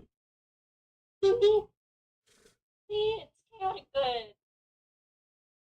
Don't give us any spoilers, but I kind of hope that. Oh, never. Reed characters like another not really, a bit of a happier character because we're all kind of a little bit miserable. Casma's not actually miserable. Us two are. I found it here. I found it interesting that the two like uplifting characters were the ones that disappeared. Like the one who was like, I have absolute trust in everyone, and I want to be there for everyone, and I want everyone to make it out of this better, fucking disappeared. And then Womp, who was like the comedy relief, like uplifting character, was fucking smushed. Although That's just like very like narratively like yeah, that's like a thing. Stories. It's like if you want shit to get serious, did that unintentionally, so good job on that. It's so interesting how I'm sorry if you heard that really strange sound. That's my cat begging for food. Did you guys? Can you hear that? Yeah, He's I heard him. horrible. Why did he sound like that? I'm gonna go pick him up. Can I get a hi Delphi in the chat? Can I get a shut the fuck up Delphi in the chat? Hi Delphi. Hi Delphi. Hi Delphi. I'm gonna post a picture of him in on Discord because y'all need to see this guy. His legs are too short. His tail is too short. He's so His eyes autistic. are too far apart. An absolute fucking creature. Yeah, his legs are really stumpy and his face is really big.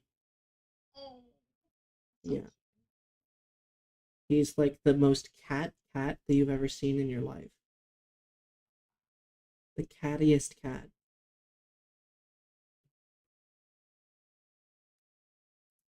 I kind of want to play my character now, but I also don't want to lose so. Well, if Willona does end up dying, then I'm sure I'll make a beautiful story for the next character too. I am really excited for the next character that Bree has. Yeah. What were you saying? Sorry about that. Welcome Yay. back. Gamer time. Gamer time. Oh, look, I know he's so cute. He's so silly looking. He's so cute. Like he's pursing his lips. It's so cute. It doesn't show his legs though. His legs are really small. Those are good photos. I love him. Yeah. He's very sweet too. Okay, so for the sake of brevity, I'm not gonna play out the burying of this guy. You guys carry each of the corners of the casket. You go to the fucking the graveyard. You find an empty plot that doesn't have a gravestone. You stick the guy in there, and then you bury him. And while we're there, I'm just going to cast another eye over Mom's grave, or wherever she is. She is still there. It's sad because you can't even bury her because every night she's going to come out. No. What if she did, though? Like, what if you put me in, They would find a way out. You can see in some of the other graves there are like proper caskets where adventuring parties have buried their party members and like they're torn open. Yeah. Like they find a way out. You see she wipes her eyes almost as if she was crying, but that would never happen. She's so powerful. And she gets up from kneeling position and she turns, her eyes are red and puffy. Okay, so I guess I'm going to be traveling with you bastards for the next couple of days. I'm Irina. Lona. She shakes your hand. Okay. Shakes, puts her hand out to you. Offers the right hand. Yeah, she shakes. Oh. Kazma, stop! I hope you didn't hear that. Sorry, my partner's right there. Kazma's going to also offer his hand to shake. She very bluntly, Kazma. She like rears her head back, but still shakes your hand. Like she doesn't know how she feels about you. Did I get the names of you two? Huh? Who am I traveling with? Who are you? Oh, I already said. Okay. Willona. Did I get your name? Logan. Short-term memory loss. Alright, well, thank you for helping me to get to Vallaki. Kazma, Logan, and Willona. I hope you survive the way there. But don't worry, I can hold my own. I'm pretty tough. Shall we head off?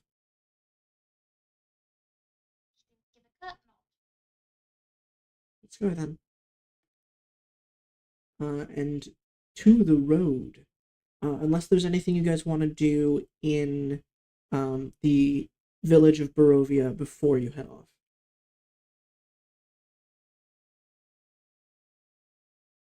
Can I just ask how these things work? The mutagen things. Oh, so you would have picked a couple, right? Yeah. Your character like drinks one of them, and then it gives you like a buff and a debuff. And I think they're temporary. So that can be anytime. Yeah. I know a lot of them are meant for out of combat stuff, like making your carry weight higher or whatever.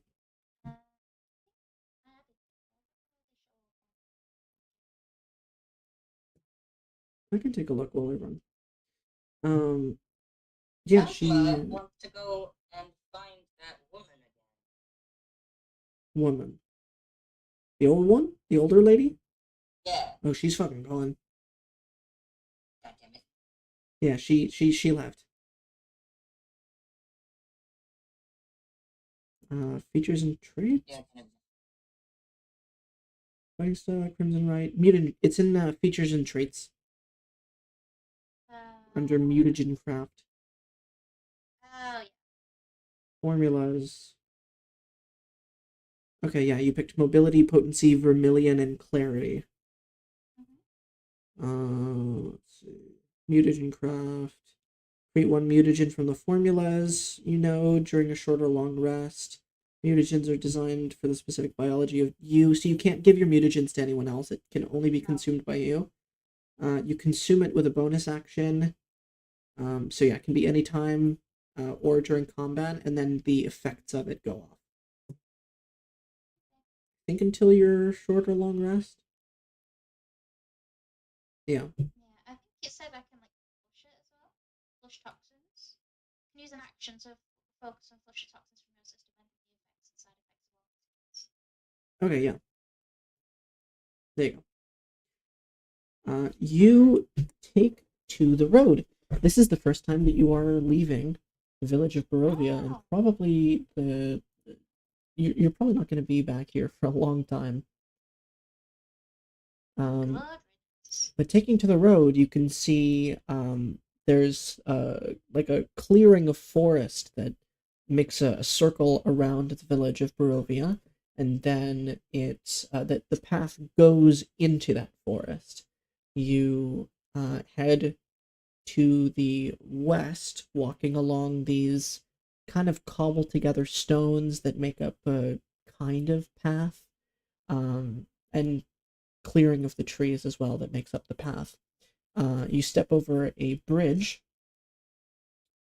where a river flows as clear as blue winter sky through the valley. It's a very, very pretty river that cuts through under the bridge. And then walking for about an hour, maybe an hour and a half, you make to a crossroad, a fork in the path that goes left and right. Is there anything you guys are doing as you're walking through this forest, or the woods rather? Probably just gonna be prepped for combat just in case we're ambushed. Just keeping an eye out. Sure. Traveling in an unknown land with at least one person who has drawn a sword on me. Logan's keeping an eye out. Kazma is kind of quietly foraging as they walk. Sure. You see Irina, strangely enough, for someone that you are bringing to a place, she's kind of taking the front of the group. Like she knows where she's going. And she turns her head behind her, just to the side, and she says, "So, who am I adventuring with? Where are you from? Where were you before you entered these cursed lands?" Yeah. What are your names? No. So where were the three of you before you entered? I'm not gonna say anything, but I just wanted to mention I would like to be sort of walking, like, because I usually want to take the front because I like to, be there to protect people. But because she knows where she's going, I can just like a step. But other than that, I'm not saying. Logan will speak up. My name's Logan. I'm from a wizarding school. I hope to learn books, scrolls, the like. And I like to learn. I'm interested in gleaning information. You look like one of those types that would be living in... Let me guess. I'm trying to guess the city specifically. Not Waterdeep. You don't look like a Waterdeep. You look like a Neverwinter. Very good guess. You look like a Neverwinter type. It's a very good guess. Let's see. You, Shifter. I do that. Just shift. Forms and also just around. I'm just a wanderer. I do pest control in all the towns that I stop by in. Where Not have really you from been? anywhere. You're not from anywhere? You don't have a hometown or anything? Nope. Hmm. My family were nomads. I can see that. Excuse me, Kazma. Sorry to interrupt. I hope this isn't too rude, but do you have a face that you can call your own? This one. That one, yeah. They're not a changeling, Okay. they're a shifter. I have a couple others. I think you're getting them Oh yeah, confused. out of character, Shifter is just basically a furry. But the shifting Oh. ability is where they can have more animal features. So Yeah. Kazma specifically is a long tooth, which means that when he is shifting, basically he just has longer teeth, and longer Okay, claws, and he, if I can remember correctly, I think it adds like, well, it definitely adds like some strength behind his attacks, and sometimes adds effects, but I can't remember I what keep thinking effect. changeling. Yeah, no, wrong. Close though. I mean, like name wise, that makes sense to me. But no, he just yeah. So Very furry. basically, he looks more human now, but he's still very much like he does not look like a human. But if he was can I to, nix yeah, what I said then? yes. You wouldn't have asked that in that case. No, you don't want to be racist. Well, Maybe no, Logan just doesn't know about shifters. I'm teasing. I'm teasing. Okay, Yeah, you can nix it. Logan may be racist, but Or just he wouldn't have unknowing. asked that. He wouldn't have asked that. He would have asked that of a changeling, not a shifter. Sorry, Logan is racist. It's got canon now. All He's a you little changelings look the same. He's a little racist. Which is funny because he's none not of them a look the great same. guy. He's nice. He's not good. So you're a nomad. You're from Neverwinter. I'm just looking away nonchalantly, hoping she'll just skip over me entirely. Where are you from? Around. I knew you were gonna say that, you cheeky fuck. I crack a little smile. Alright, around. I'll look for that on a map. She keeps walking. And at this point, you reach the fork in the road. An old... Wait. Hang on. Make sure I'm reading the right one. Yep. An old wooden gallows creaks in a chill wind that blows down from the high ground to the west. A frayed length of rope dances from its beam. The well-worn road splits here, and a signpost opposite the gallows points off in 3 directions. Barovia Village to the east, Sur Pool to the northwest, and Ravenloft / Vallaki to the southwest. The North Fork slants down and disappears into the trees, while the southwest fork clings to an upward slope. Across from the gallows, a low wall, crumbling in places, partially encloses a small plot of graves shrouded in fog. So, upper path to the south, lower path to the north, or back where you came from. Well, the place we want to go, that was Vallaki. Did you say that was like southwest or something?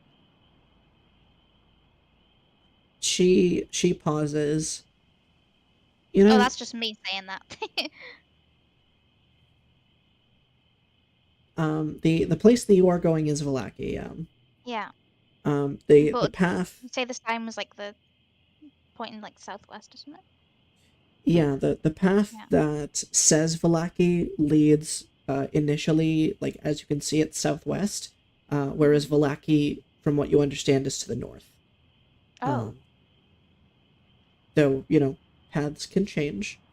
And then there's the lower path that goes immediately north. And you see Irina, she turns to you. You know, you are my protectors, so I'm going to leave this up to you. But I do prefer this way. And she points to the one that leads directly north. It's faster.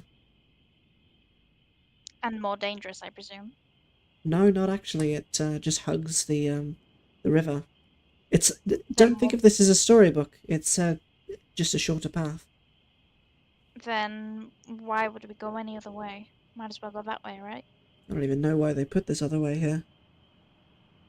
Probably to trick people, like everything else in this place. You know, actually, the geography of this place wasn't changed at all by him. This was just here before. Oh, the signage might have been. You know, you make a good point. Again, I'll leave the decision up to you, but this way is faster. Okay, I vote. What's her name? Irina? That's me. Yeah, I'm with Irina here. Let's go north. 2 more votes? No qualms here. 1 more vote, even though you're outvoted? Yeah, Kazma's gonna go. Yeah, sorry. I was struggling to press my push to talk button and it wouldn't. Imagine using push to talk, I'm kidding. She doesn't even, like, give a confirmation, she just starts walking down the down path. And like she said, it cuts through a bit more forest, and then it immediately opens up to what on the signpost said Sur Pool, which is a part of the river that becomes kind of a basin and then continues to the east. And you can see that just to cresting just alongside the Sur Pool, the river, there's a small encampment. There's a couple of what look to be like roving caravans that are parked unevenly around a campfire, with a couple of camps, like semi-temporary camps, and tents that have been dotted around the side of the river.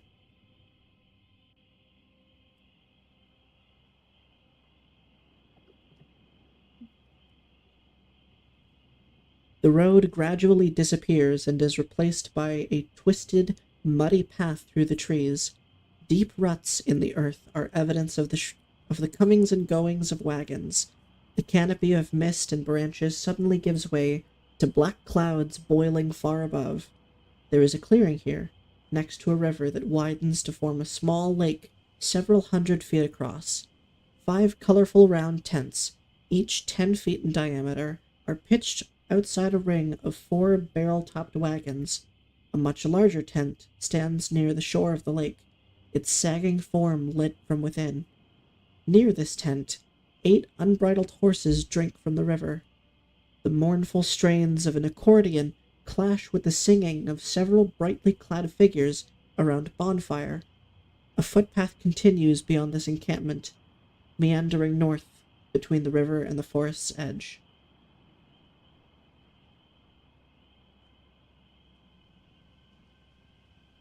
So we're walking through all this shit, right? Yeah. There's the path, and then there's that, camp.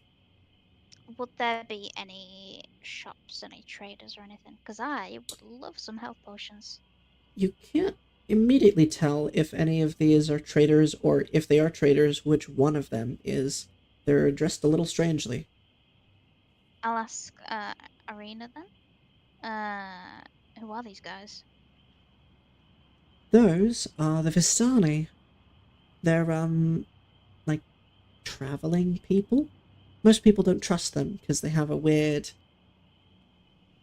not history, but there's stories about them. What kind of stories are talking? Seduce your daughters, slit your throat while you're sleeping. Sounds like plenty of folk I've met. I don't even know if it's true or not, but... No. They sound interesting.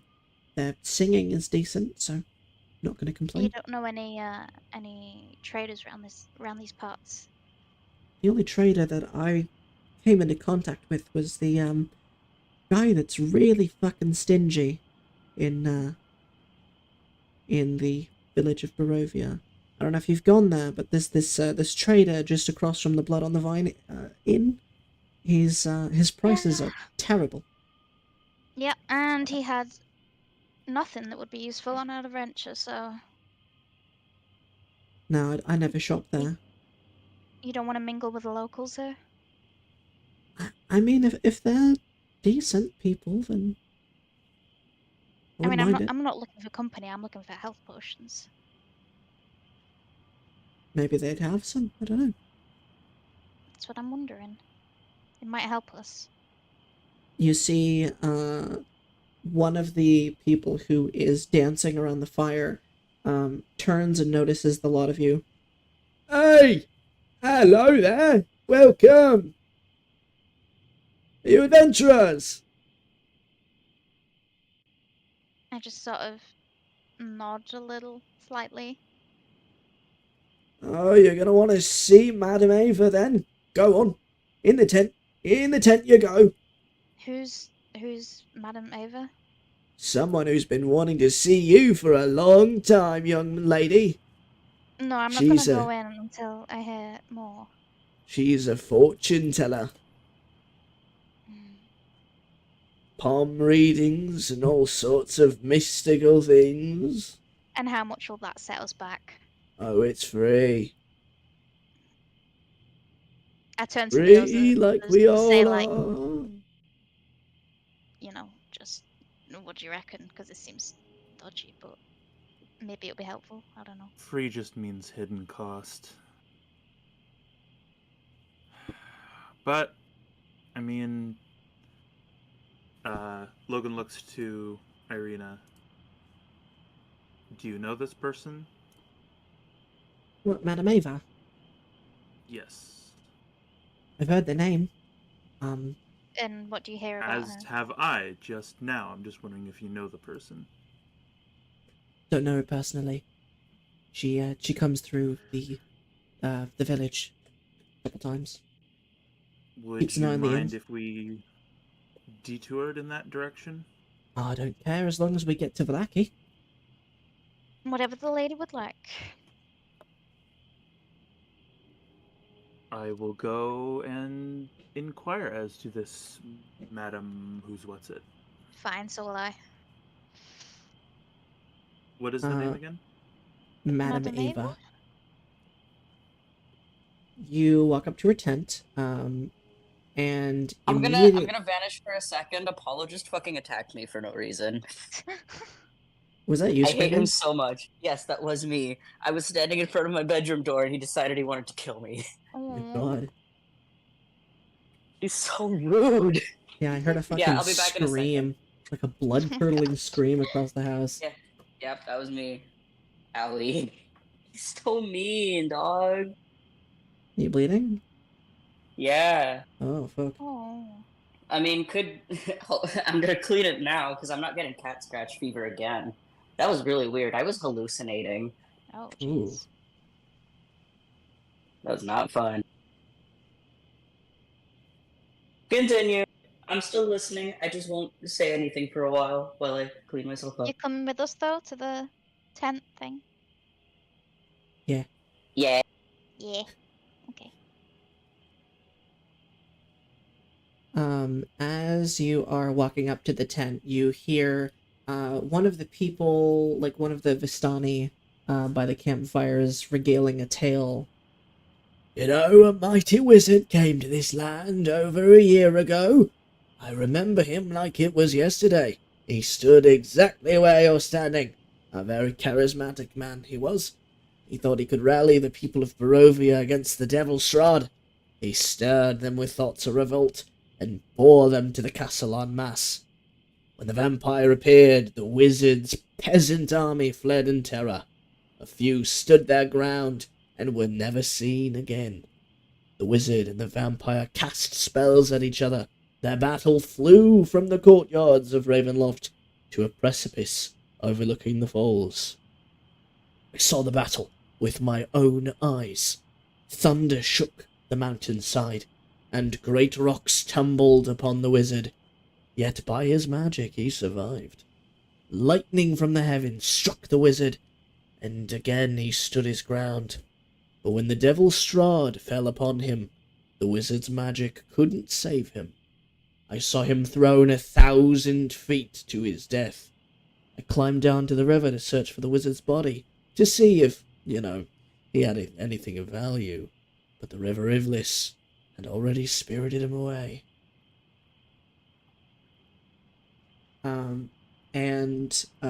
You can see the tent door opens up, and there's this weird magical aura all around you, and you can't see the inside of the tent's walls. It's just like a pitch darkness with like stars almost, like little lights that are dancing. And magic flames cast a reddish glow over the interior of this tent, revealing a low table covered in a black velvet cloth. Glints of light seem to flash from a crystal ball on the table as a hunched figure peers into its depths. As the crone speaks, her voice crackles like dry weeds. At last you have arrived! Cackling laughter bursts like mad lightning from her withered lips. So, you are the adventurers that I've heard about. What have you heard about us? Just that you're new here and in dire need of a fortune. How many times have you done this spiel? Oh, this is my first time, darling. Kazma's going to point directly at the crystal ball and say, nope, this lady's a hack. Done this many times. You're not the first adventurers to come through here, but you might be able to see in your fortune if you might be the last. And these fortunes, what good do they do us? Can we change them? Possibly, but they might be helpful. You'll never know until you try. Fine. But sit. Gaze upon the crystal. And I finally get to use my Taroka deck. Finally. Nice. I have an actual deck of cards here that I'm going to do an actual card reading with. And that will tell me some stuff about how the game's going to go. Alright. Kind of wish I had a hand cam so you guys could see, like, the cards that I'm using. It could do it on We'll Discord. trust you. So I'm pulling the first card. It's going to be a T shape, so I'm doing the leftmost card first. Mm-hmm. So leftmost card, then the top card, then the rightmost, then the bottom, then the middle. Okay. The first card is going to be... Let's see...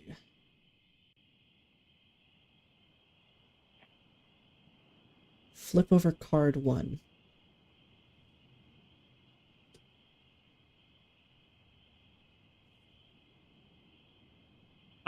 Oh, I should probably say, Logan is quietly turning his detect magic back on. Okay, yeah, you're getting a lot of divination. Oh, so this is the real deal. Hell of a lot of divination. It is glowing. Okay.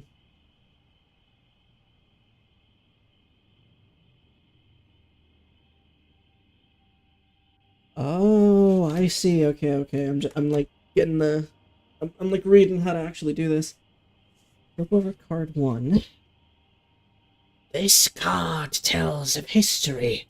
Knowledge of the ancient will help you better understand your enemy. And now I need to... and the card that flipped over was Tempter. And it has a picture of a lady in very, like, intricate clothing, and she has a fan in front of her face with a bit of blood splattered on it. What was it? It was Appendix C. I need to see what that actually pertains to.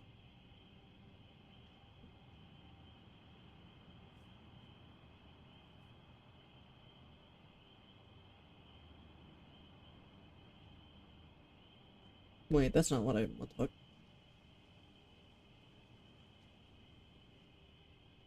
Read the part. Oh, okay. I see. Okay, so I'm going to do the second one now. So first one was Tempter. Now I'm doing the second card. Horseman.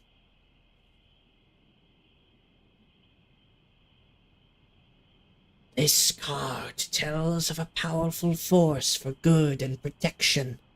A holy symbol of great hope.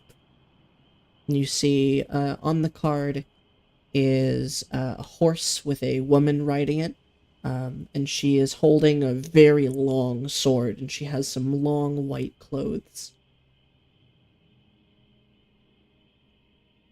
Then the Seer. This is a card of power and strength. It tells of a weapon of vengeance, a sword of sunlight.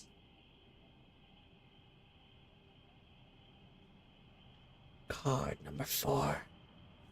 This card sheds light on one who will help you greatly in the battle against darkness, the Marionette. And you see it's an armor-clad individual with strings coming from their shoulders and back. And they have a porcelain mask on, and their hand is floating above a goblet.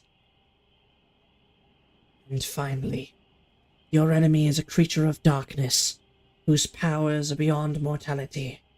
This card will lead you to him, the dungeon. And you see that it is a card that just looks like a dungeon. Has chains and a locked door.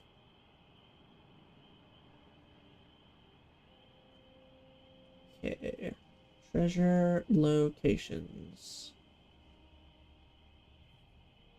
The first one was Tempter. Tempter. Trying to find her.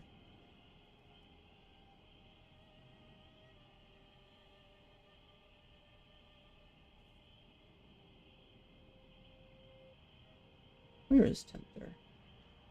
Created from elementalist, wizard, conjurer, enchanter, diviner, transmuter. Wizard, paladin, sorcerer, dictator, hooded one, berserker, myrmidon, mercenary. What the fuck? Where is she?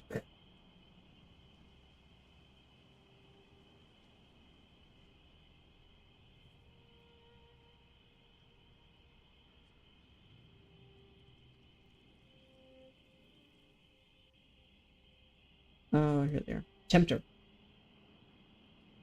So this one was for the first one, which was for a knowledge of the ancient to help you better understand your enemy.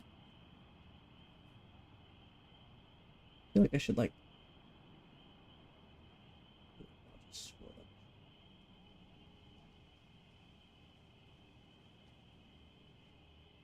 Oh god, I lost it.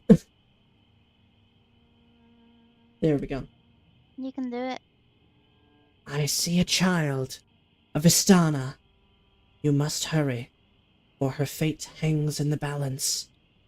Find her at the lake.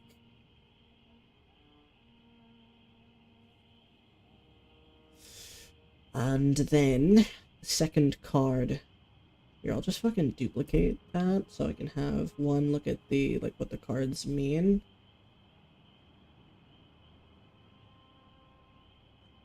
And then the individual. Okay, so this one was the powerful force of good and protection, a holy symbol of great hope. And that was... What is that Horseman. one again, sorry? Horseman. Horseman. Let me find Horseman.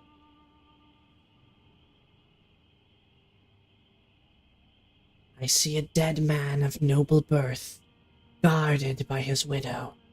Return life to the dead man's corpse, and he will be your staunch ally.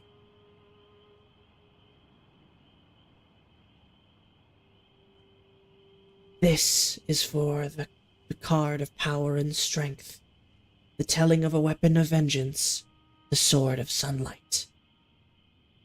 And that is the seer. Look for a dusk elf living among the Vistani.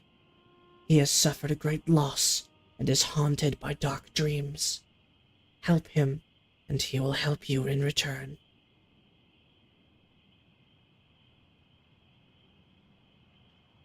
And then the card that sheds light on one who will help you greatly in the battle against darkness, the Marionette.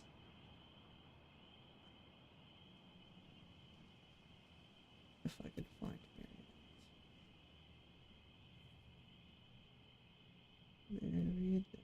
There we go.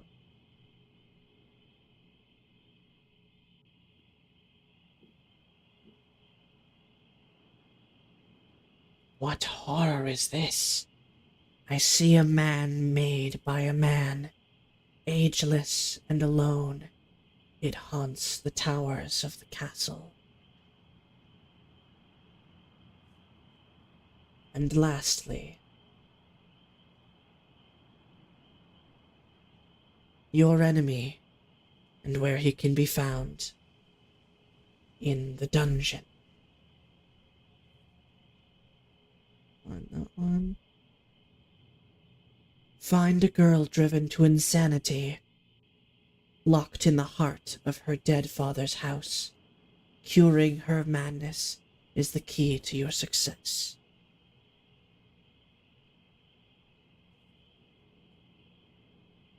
That is your fate. I'm liking this tutorial lady. She's great. And she picks up the cards, she adds them back to the deck, and she reshuffles them. That is all. I just want to make sure I got them all down. The Temptress was a child of Astana? Vistana. Vistana. And Yeah. to be found at a lake. Yes. The Horseman, dead man of noble birth, guarded by a widow. We can return him to life and have a potential ally. Yeah. The Seer, there is a dusk elf among the Vistani. We might be able to help him for some help in turn. Mm-hmm. The marionette, man made of a man or by a man. And he haunts the towers of a castle. Mm-hmm. And he'll And then provide you aid. Strahd is to provide potential aid. And Strahd is in a dungeon.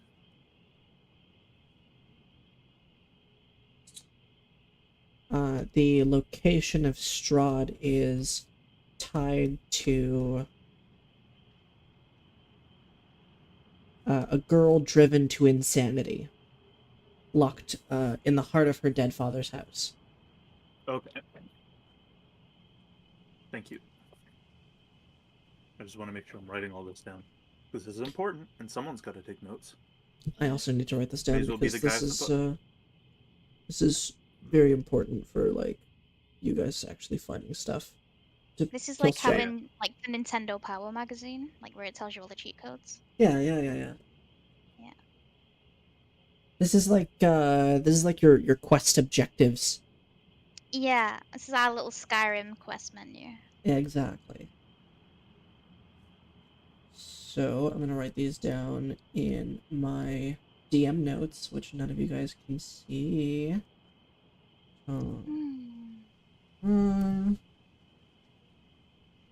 That one.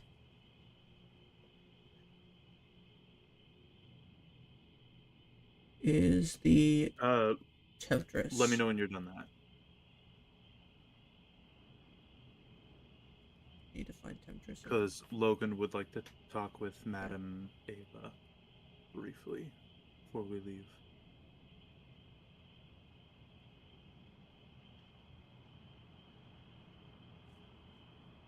Okay, and the second one.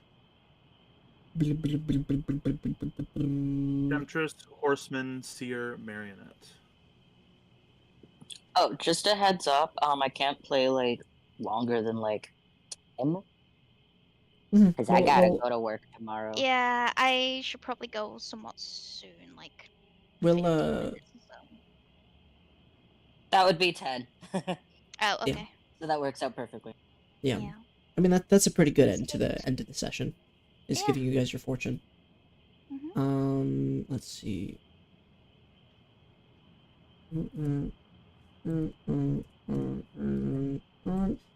Second one was what, Jack? Oh, Horseman? Temptress, Horseman, Seer, Marionette. Horseman.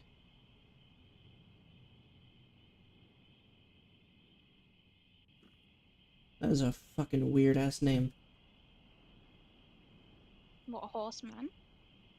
No, just because there's like a description of like what it actually pertains to, and like the person that pertains to has a fucking weird ass name. Okay, and then third one was the Seer, which is for that, which is very important.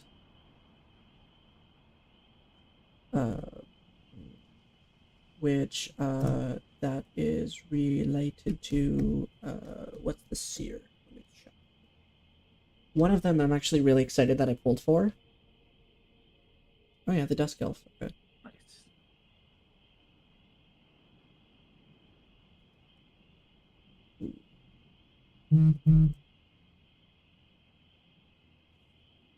Okay, and the one that I'm most excited for, which is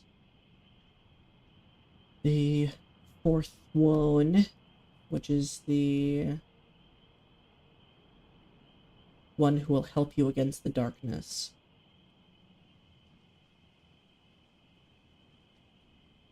What was the fourth one? Fourth one was Marionette. Marionette. It was actually the fifth one that I'm most excited for. Oh, what's the fifth one? Dungeon. Oh, that's the location of Strahd. Mm-hmm. What are these weird names?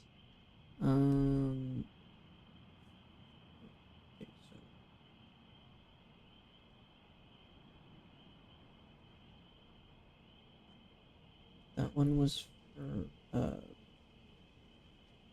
companion. And then the location. Whoops. Location of Stroud.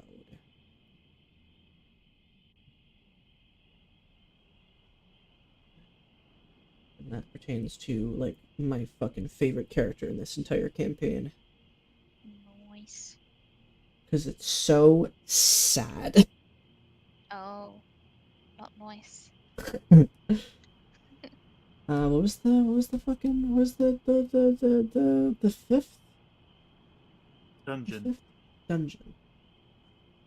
John. Dungan. Yes. It wouldn't be a game of Dungeons and Dragons without a dungeon. Wait, where's the There we dragon? go. We've not had the Yeah, where's dragon. the dragon? There's no dragons in this one. The dragon is Strahd. Goddamn. We've been lied to. It's Dungeons and Actually, no, there is a dragon in this Henry campaign. Cavill. Wait, Oh. wait. I'm about to get philosophical. So, There is an actual dragon. Strahd is a vampire. Vlad the Impaler was also called, he was, he was the vampire. But here's also the thing. He was also called the dragon. And therefore, dragon vampire. Strahd, Yeah. vampire he is the dragon. I dragon. did it. You beat did it. D&D. You beat my puzzle. I did it. Dungeons and Dragons solved. Everybody go You're home. You get 4th Yeah. level. No, I'm kidding. Oh my god. Yeah, I've got everything written down about characters that you are going to have to interact with in the future. Hell yeah. Right. So, your fortune is now known to you. Get out. I love this lady. Alright. Kazma's gonna just leave Yeah, I'm gonna silently. You don't have to He's not tell gonna me say anything. twice. Logan's gonna stick around for a little while, just for half a moment, and just ask, are you able to tell us our immediate future? Like the next 24 hours or so? You are going to breathe air. She's so Maybe. fast. Oh my god. Oh, maybe. Very thoughtful of you. You're welcome. That'll be 5 gold. And he'll just... he's gonna nod and hand over 5 silver and say, thank you, ma'am. And leave. You're welcome. So, how did it go? Tell me everything. Wait, who's this? Is this This is Irina. Oh, okay. I thought it was the random guy who just stood outside the tent the whole time. No, he sounded like this. Okay, I had to Very different. Yeah, alright.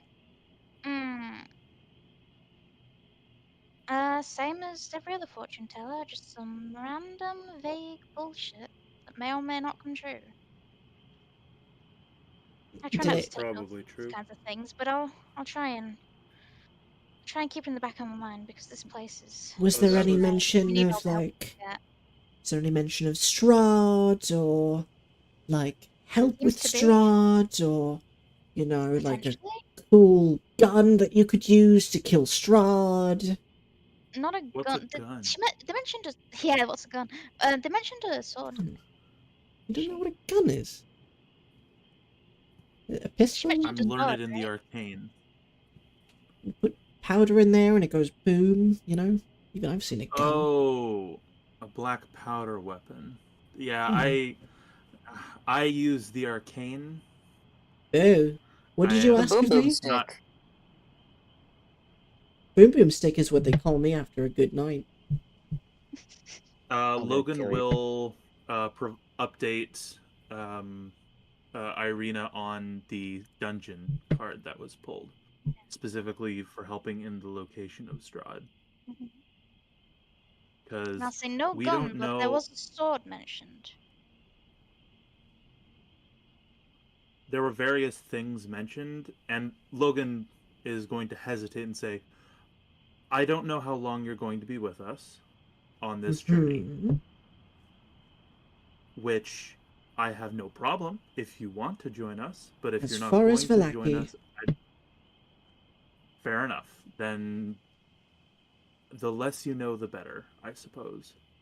maybe that's true. Strahd is obsessed with me and could take over my mind at any point, so... Probably for the best, I don't know. I will say this. What I saw in the tent seemed to have power behind it, so there may be a grain of truth. Well, yeah, the Vistana are actually magical. You're damn right we are! And the guy's like holding a fucking empty bottle of wine. We're super magical, baby! Fucking Austin Powers over here. Logan will chuckle at that. Hey, pretty boy, you want to see my magic wand? Oh my You god! want to see how fast I can burn it off? Never mind. He goes and sits down. Kazma's curious. He's like, "You have a wand?" Oh no. Can't tell if you're a boy or a girl. That's correct. If you want to see it.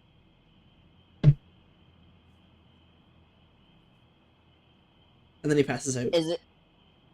Okay. You didn't tell me if it was Elm or you. What kind of wand is it?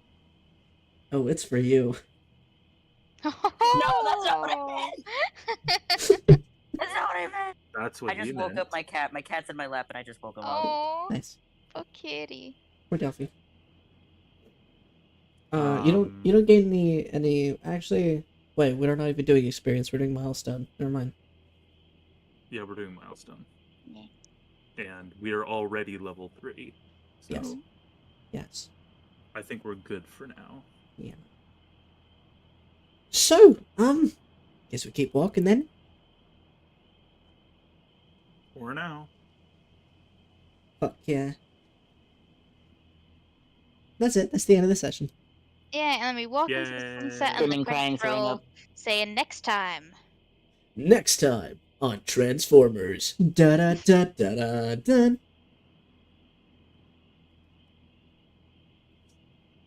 Okay, cool. Cool. Okay, cool.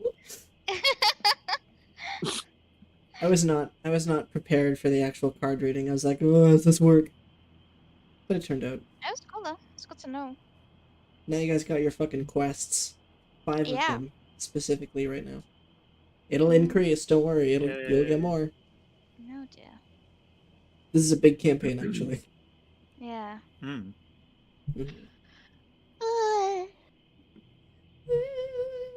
Nothing too major happened, you just met Strahd. No, I think the hand thing was kind of a little bit important. Yeah, I'm really curious about the hand now. But I also Good. didn't want to like straight up like stab Logan in the throat, Mhm. Hey, just to get it. this is Jack speaking. I don't mind a little bit of inter-party conflict. And No, for me the neither. record, But it's just gonna Logan- suck trying to Logan is repair a bit that. of an ass. Yeah, and I Yeah. feel like they're gonna clash a lot, And which they already Kazma have is done. socially inept. Kazma's just like, whoa, man, just chill. Well, I'm so glad for Ren coming then. Oh, yeah? 'Cause I'm not gonna spoil anything. Oh no! I wanna know scared. now. I'm scared. They're gonna be a good addition to the party. I'm excited Yeah? for how they're gonna interact There with gonna be everyone. more arguments, are they? Because we need someone to break up the tension a little bit, I think. You'll see. I'm not gonna spoil anything Okay. about their character. Okay. You're just gonna have to see. And also Vera's character, who I know nothing about at this point, but I'm also Oh. excited for whatever they come up with. Yeah. Oh Screaming, man, crying, throwing we're up. not gonna have Barry for the next couple weeks. Sorry. That's okay. How dare you? We'll Remember live. I'll keep you updated. I'll keep you updated with Yes. the campaign.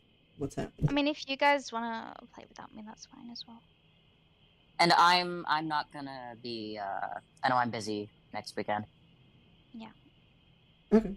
as I I mean, established with you. I don't mind skipping a couple weekends. That's not a problem. No. We'll play it by ear. I think it's kind of interesting that we're kind of beefing within the party as well, because I feel like D&D so far for me has just been like everyone just kind of gets along just because we kind of Have have to, because it's like I love infighting. yeah, I mean, I love it it's makes- drama. fun. I love It drama. makes the story a lot more interesting when there's like tensions between party members. Yeah. There's like And real, you know. It's kind of hard as a player as well to not be like, because you kind of feel like, oh, I don't want to like yuck this person's yum, but it's like, but it's not you, it's your character. So yeah, I'll be saying shit that my character would say, but I wouldn't because she's kind of harsh. As long as we all remember that, you know, it's not, we're all friends it's not, here. yeah, we're all friends, and it's not us against each other. It's our characters against each other. Exactly. Exactly. But I like that we can do that. Exactly. It's not like beef, you know. It's nice. Well, if you want to hear about beef, I had a character who was an Air Genasi bard who accidentally ended up with very warlocky traits. Because they accidentally made a pact with Hadar the Unending Hunger. Love him. Love him. Would. He is a gigantic planet.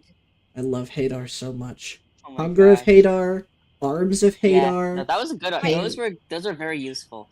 They're so good. Hot monster I wanna fuck. It's a planet. I'm not. In D&D. And he holds a goal, right? Oh my god. I do love Hadar though because his spells are phenomenal. They are very good. So my character Aurora had to continuously like find people and things to like sacrifice behind the party's back. So like during like long rests, they would like sneak out and like find a sacrifice. Usually like a noble person if they were feeling like extra spicy. But them and Hadar had like a thing where they didn't really want to do his bidding, so they would like sacrifice like little rabbits as like a little tease every now and then instead of like a full-on person. But yeah, they were continuously having to deal with hiding this fact from the other party members, and they got caught once. And I could not roll deception. It just kept going so badly. That's fun. So threats had to be made. I have had so many bad experiences with in-player fighting or like bad DMs because I've been playing D&D for half of my life. Of the characters, kinda like. Yeah, like I can think of at least 2 people you've had to deal with, B. Yes. I don't know who the second one is that you're thinking. But during one campaign, I was playing with people that I had just met and decided to make a character who is very unlike the characters that I usually make. I think I actually showed you, Barry, I showed you the art of that character. It's like the really like black and red, they're missing an arm, they're holding like a scythe that's like crystalline red. They have like a gas mask on and like white hair. And their whole character is that they are lawful evil and they are trying to become the leader of the party and they're trying to become the leader of everyone. They want to rule over everything. And if someone attempts to take that spot of becoming the de facto leader of the party, they will challenge them at every possible moment. And one of the other players was like, yeah, of course I'm the leader, I'm the big strong guy. And she immediately started attacking him because, of course, that's her character. She's lawful evil. And I made it clear that when I was being an asshole to this guy in character, I was like, listen, this isn't against you. This is purely her character. Like, tell me if I go too far with it. He didn't tell me I was going too far. He just got really mad at me. Oh, man. And the campaign ended up dissolving because of it. See, I think I'd cry if that happened. Like, if someone got mad at me because my character was being an asshole, like, it's just my character. I don't want to be an asshole. I think that's kind of why I've never wanted to, like, beef with anyone in D&D before, because I've been, like, scared of making them actually mad. But there's actually been 2 instances. Genuinely, I do not mind beefing with you in D&D. I think it can be a lot of fun. Yeah, and if you're up for it, I'm up for it. It's so fun. It's so fun. I like how characters are at odds, so I think, it's gonna work.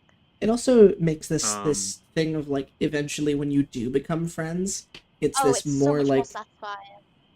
It's more storied, you know, because you fucking hated each other's guts at first, and now it's like okay, now we're cool.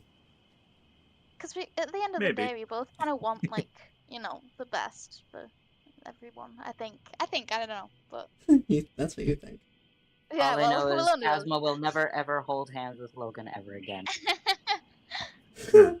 Valid. But yeah, no, I'm looking forward to this. This is going to be a lot of fun. And half the story of D&D is made by the players. So, you guys beefing? It's just a cool story. Also, I am getting excited for my backup character, which I probably, hopefully, will never have to use, but also kind of want to. You will. So I'm gonna write up a little description real quick as well. There's Awesome. a couple of things you could do to make that backup character come right away. I don't wanna, but I'm good. Sewer slide. Next time I see Strad, I'll just charge at him with my sword out. Willona just be like, oh fucking well, new character time. explodes. Yeah. Maybe. Yeah, We'll see. no, speaking out of character, I don't want to kill your character if inter-party conflict comes to initiative. Yeah, if it comes no. to initiative. I wouldn't want that either. That's why I didn't really want to, because I was gonna like sort of like, if Kazma was gonna try and hold Logan down, and then Willona would probably, and if that didn't work, I'd probably jump and like draw my sword and like point at his neck and be like, show me your hand. But then I'm glad it didn't have to come to that, because I thought, well, if he retaliates, I'm gonna have to fight because that's her character, and I don't want any of us to die. So I'm glad that we didn't get to that point. But yeah. Logan, and I will tell you this: Logan does not mind getting his hands dirty, but he prefers to not get his hands dirty, if that is possible. Yeah, so, I mean that's probably the same as Willona, but a bit different. If there ends up being initiative in the party, it is most likely that Willona will not die by his hand. Okay. That's good. I feel like Willona wouldn't want to kill anyone if she didn't have to, but it could happen. And I will also state, I do not mind if it comes to an inter-party initiative battle. I think that will be fun. I think having this stated beforehand helps make it a little more fun when it eventually happens. Like, yeah, I'm not going to be. Probably will come to a brawl between Asma's someone gonna at probably be the peacekeeper. Yeah. I am not going to be like vying for it. I'm not going to be pushing for it, but if it happens, it happens. So. I think a brawl is better than, like stabby. I think it's good to have a little fight every once in a while, and then it might just help ease the tension a bit. So maybe we'll see. We'll see. Yeah. More of a brawl and less of when Shadowheart and what's her name just end up fucking killing each other sometimes. Lae'zel, yeah. Played that game. It's like a few days in. Well, I've not even got a few days in because I don't own it. That's true. What game is this? Baldur's Gate. Baldur's Gate. Screaming, crying, throwing up. Why can't I have it? There's a lot of points where there's a lot of points where the party members will try to kill each other, and sometimes where they just will. They just do. I want to play it so bad. It's so expensive, though. So good. So fucking good. I got it as a Christmas gift, which is the only reason I have it. I bought it when it was back in alpha. Dang. Yeah. Because I was like, whoa, 5th edition video game, that sounds fucking awesome. And that was back when it was only chapter 1, and I played it for 40 hours. Dang. Fucking love Baldur's Gate.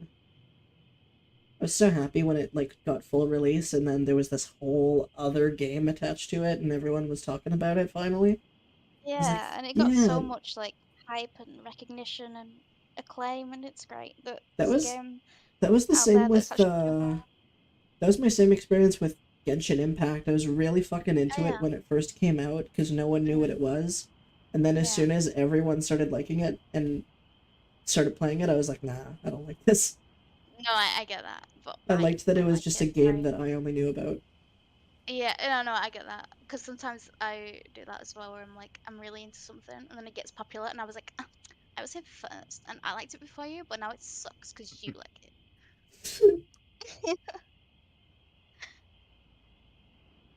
Yeah. I'm excited. I'm excited for how this campaign is gonna go. Yeah. And also, I love you guys, and you guys are very fun to play with. You're great, Dan. I'm in your Yeah. walls. You are in my walls. You live in the same house as Yeah. me. Yeah, actually, it's true. Yeah. You could knock on my door right now. I could. You're not gonna though, because you're lazy. And probably naked. No, I'm wearing clothes this time. Oh, I just have a okay, cat cool. on my lap, so I can't move. Mm-hmm. Okay, I think I'll head off then. Okay. Yes, get some sleep. Hey. Yes, I'll try. Sleep Nighty night, good. You will everyone. try. Good night.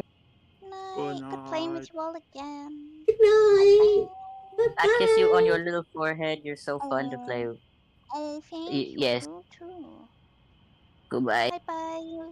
Bye. Bye.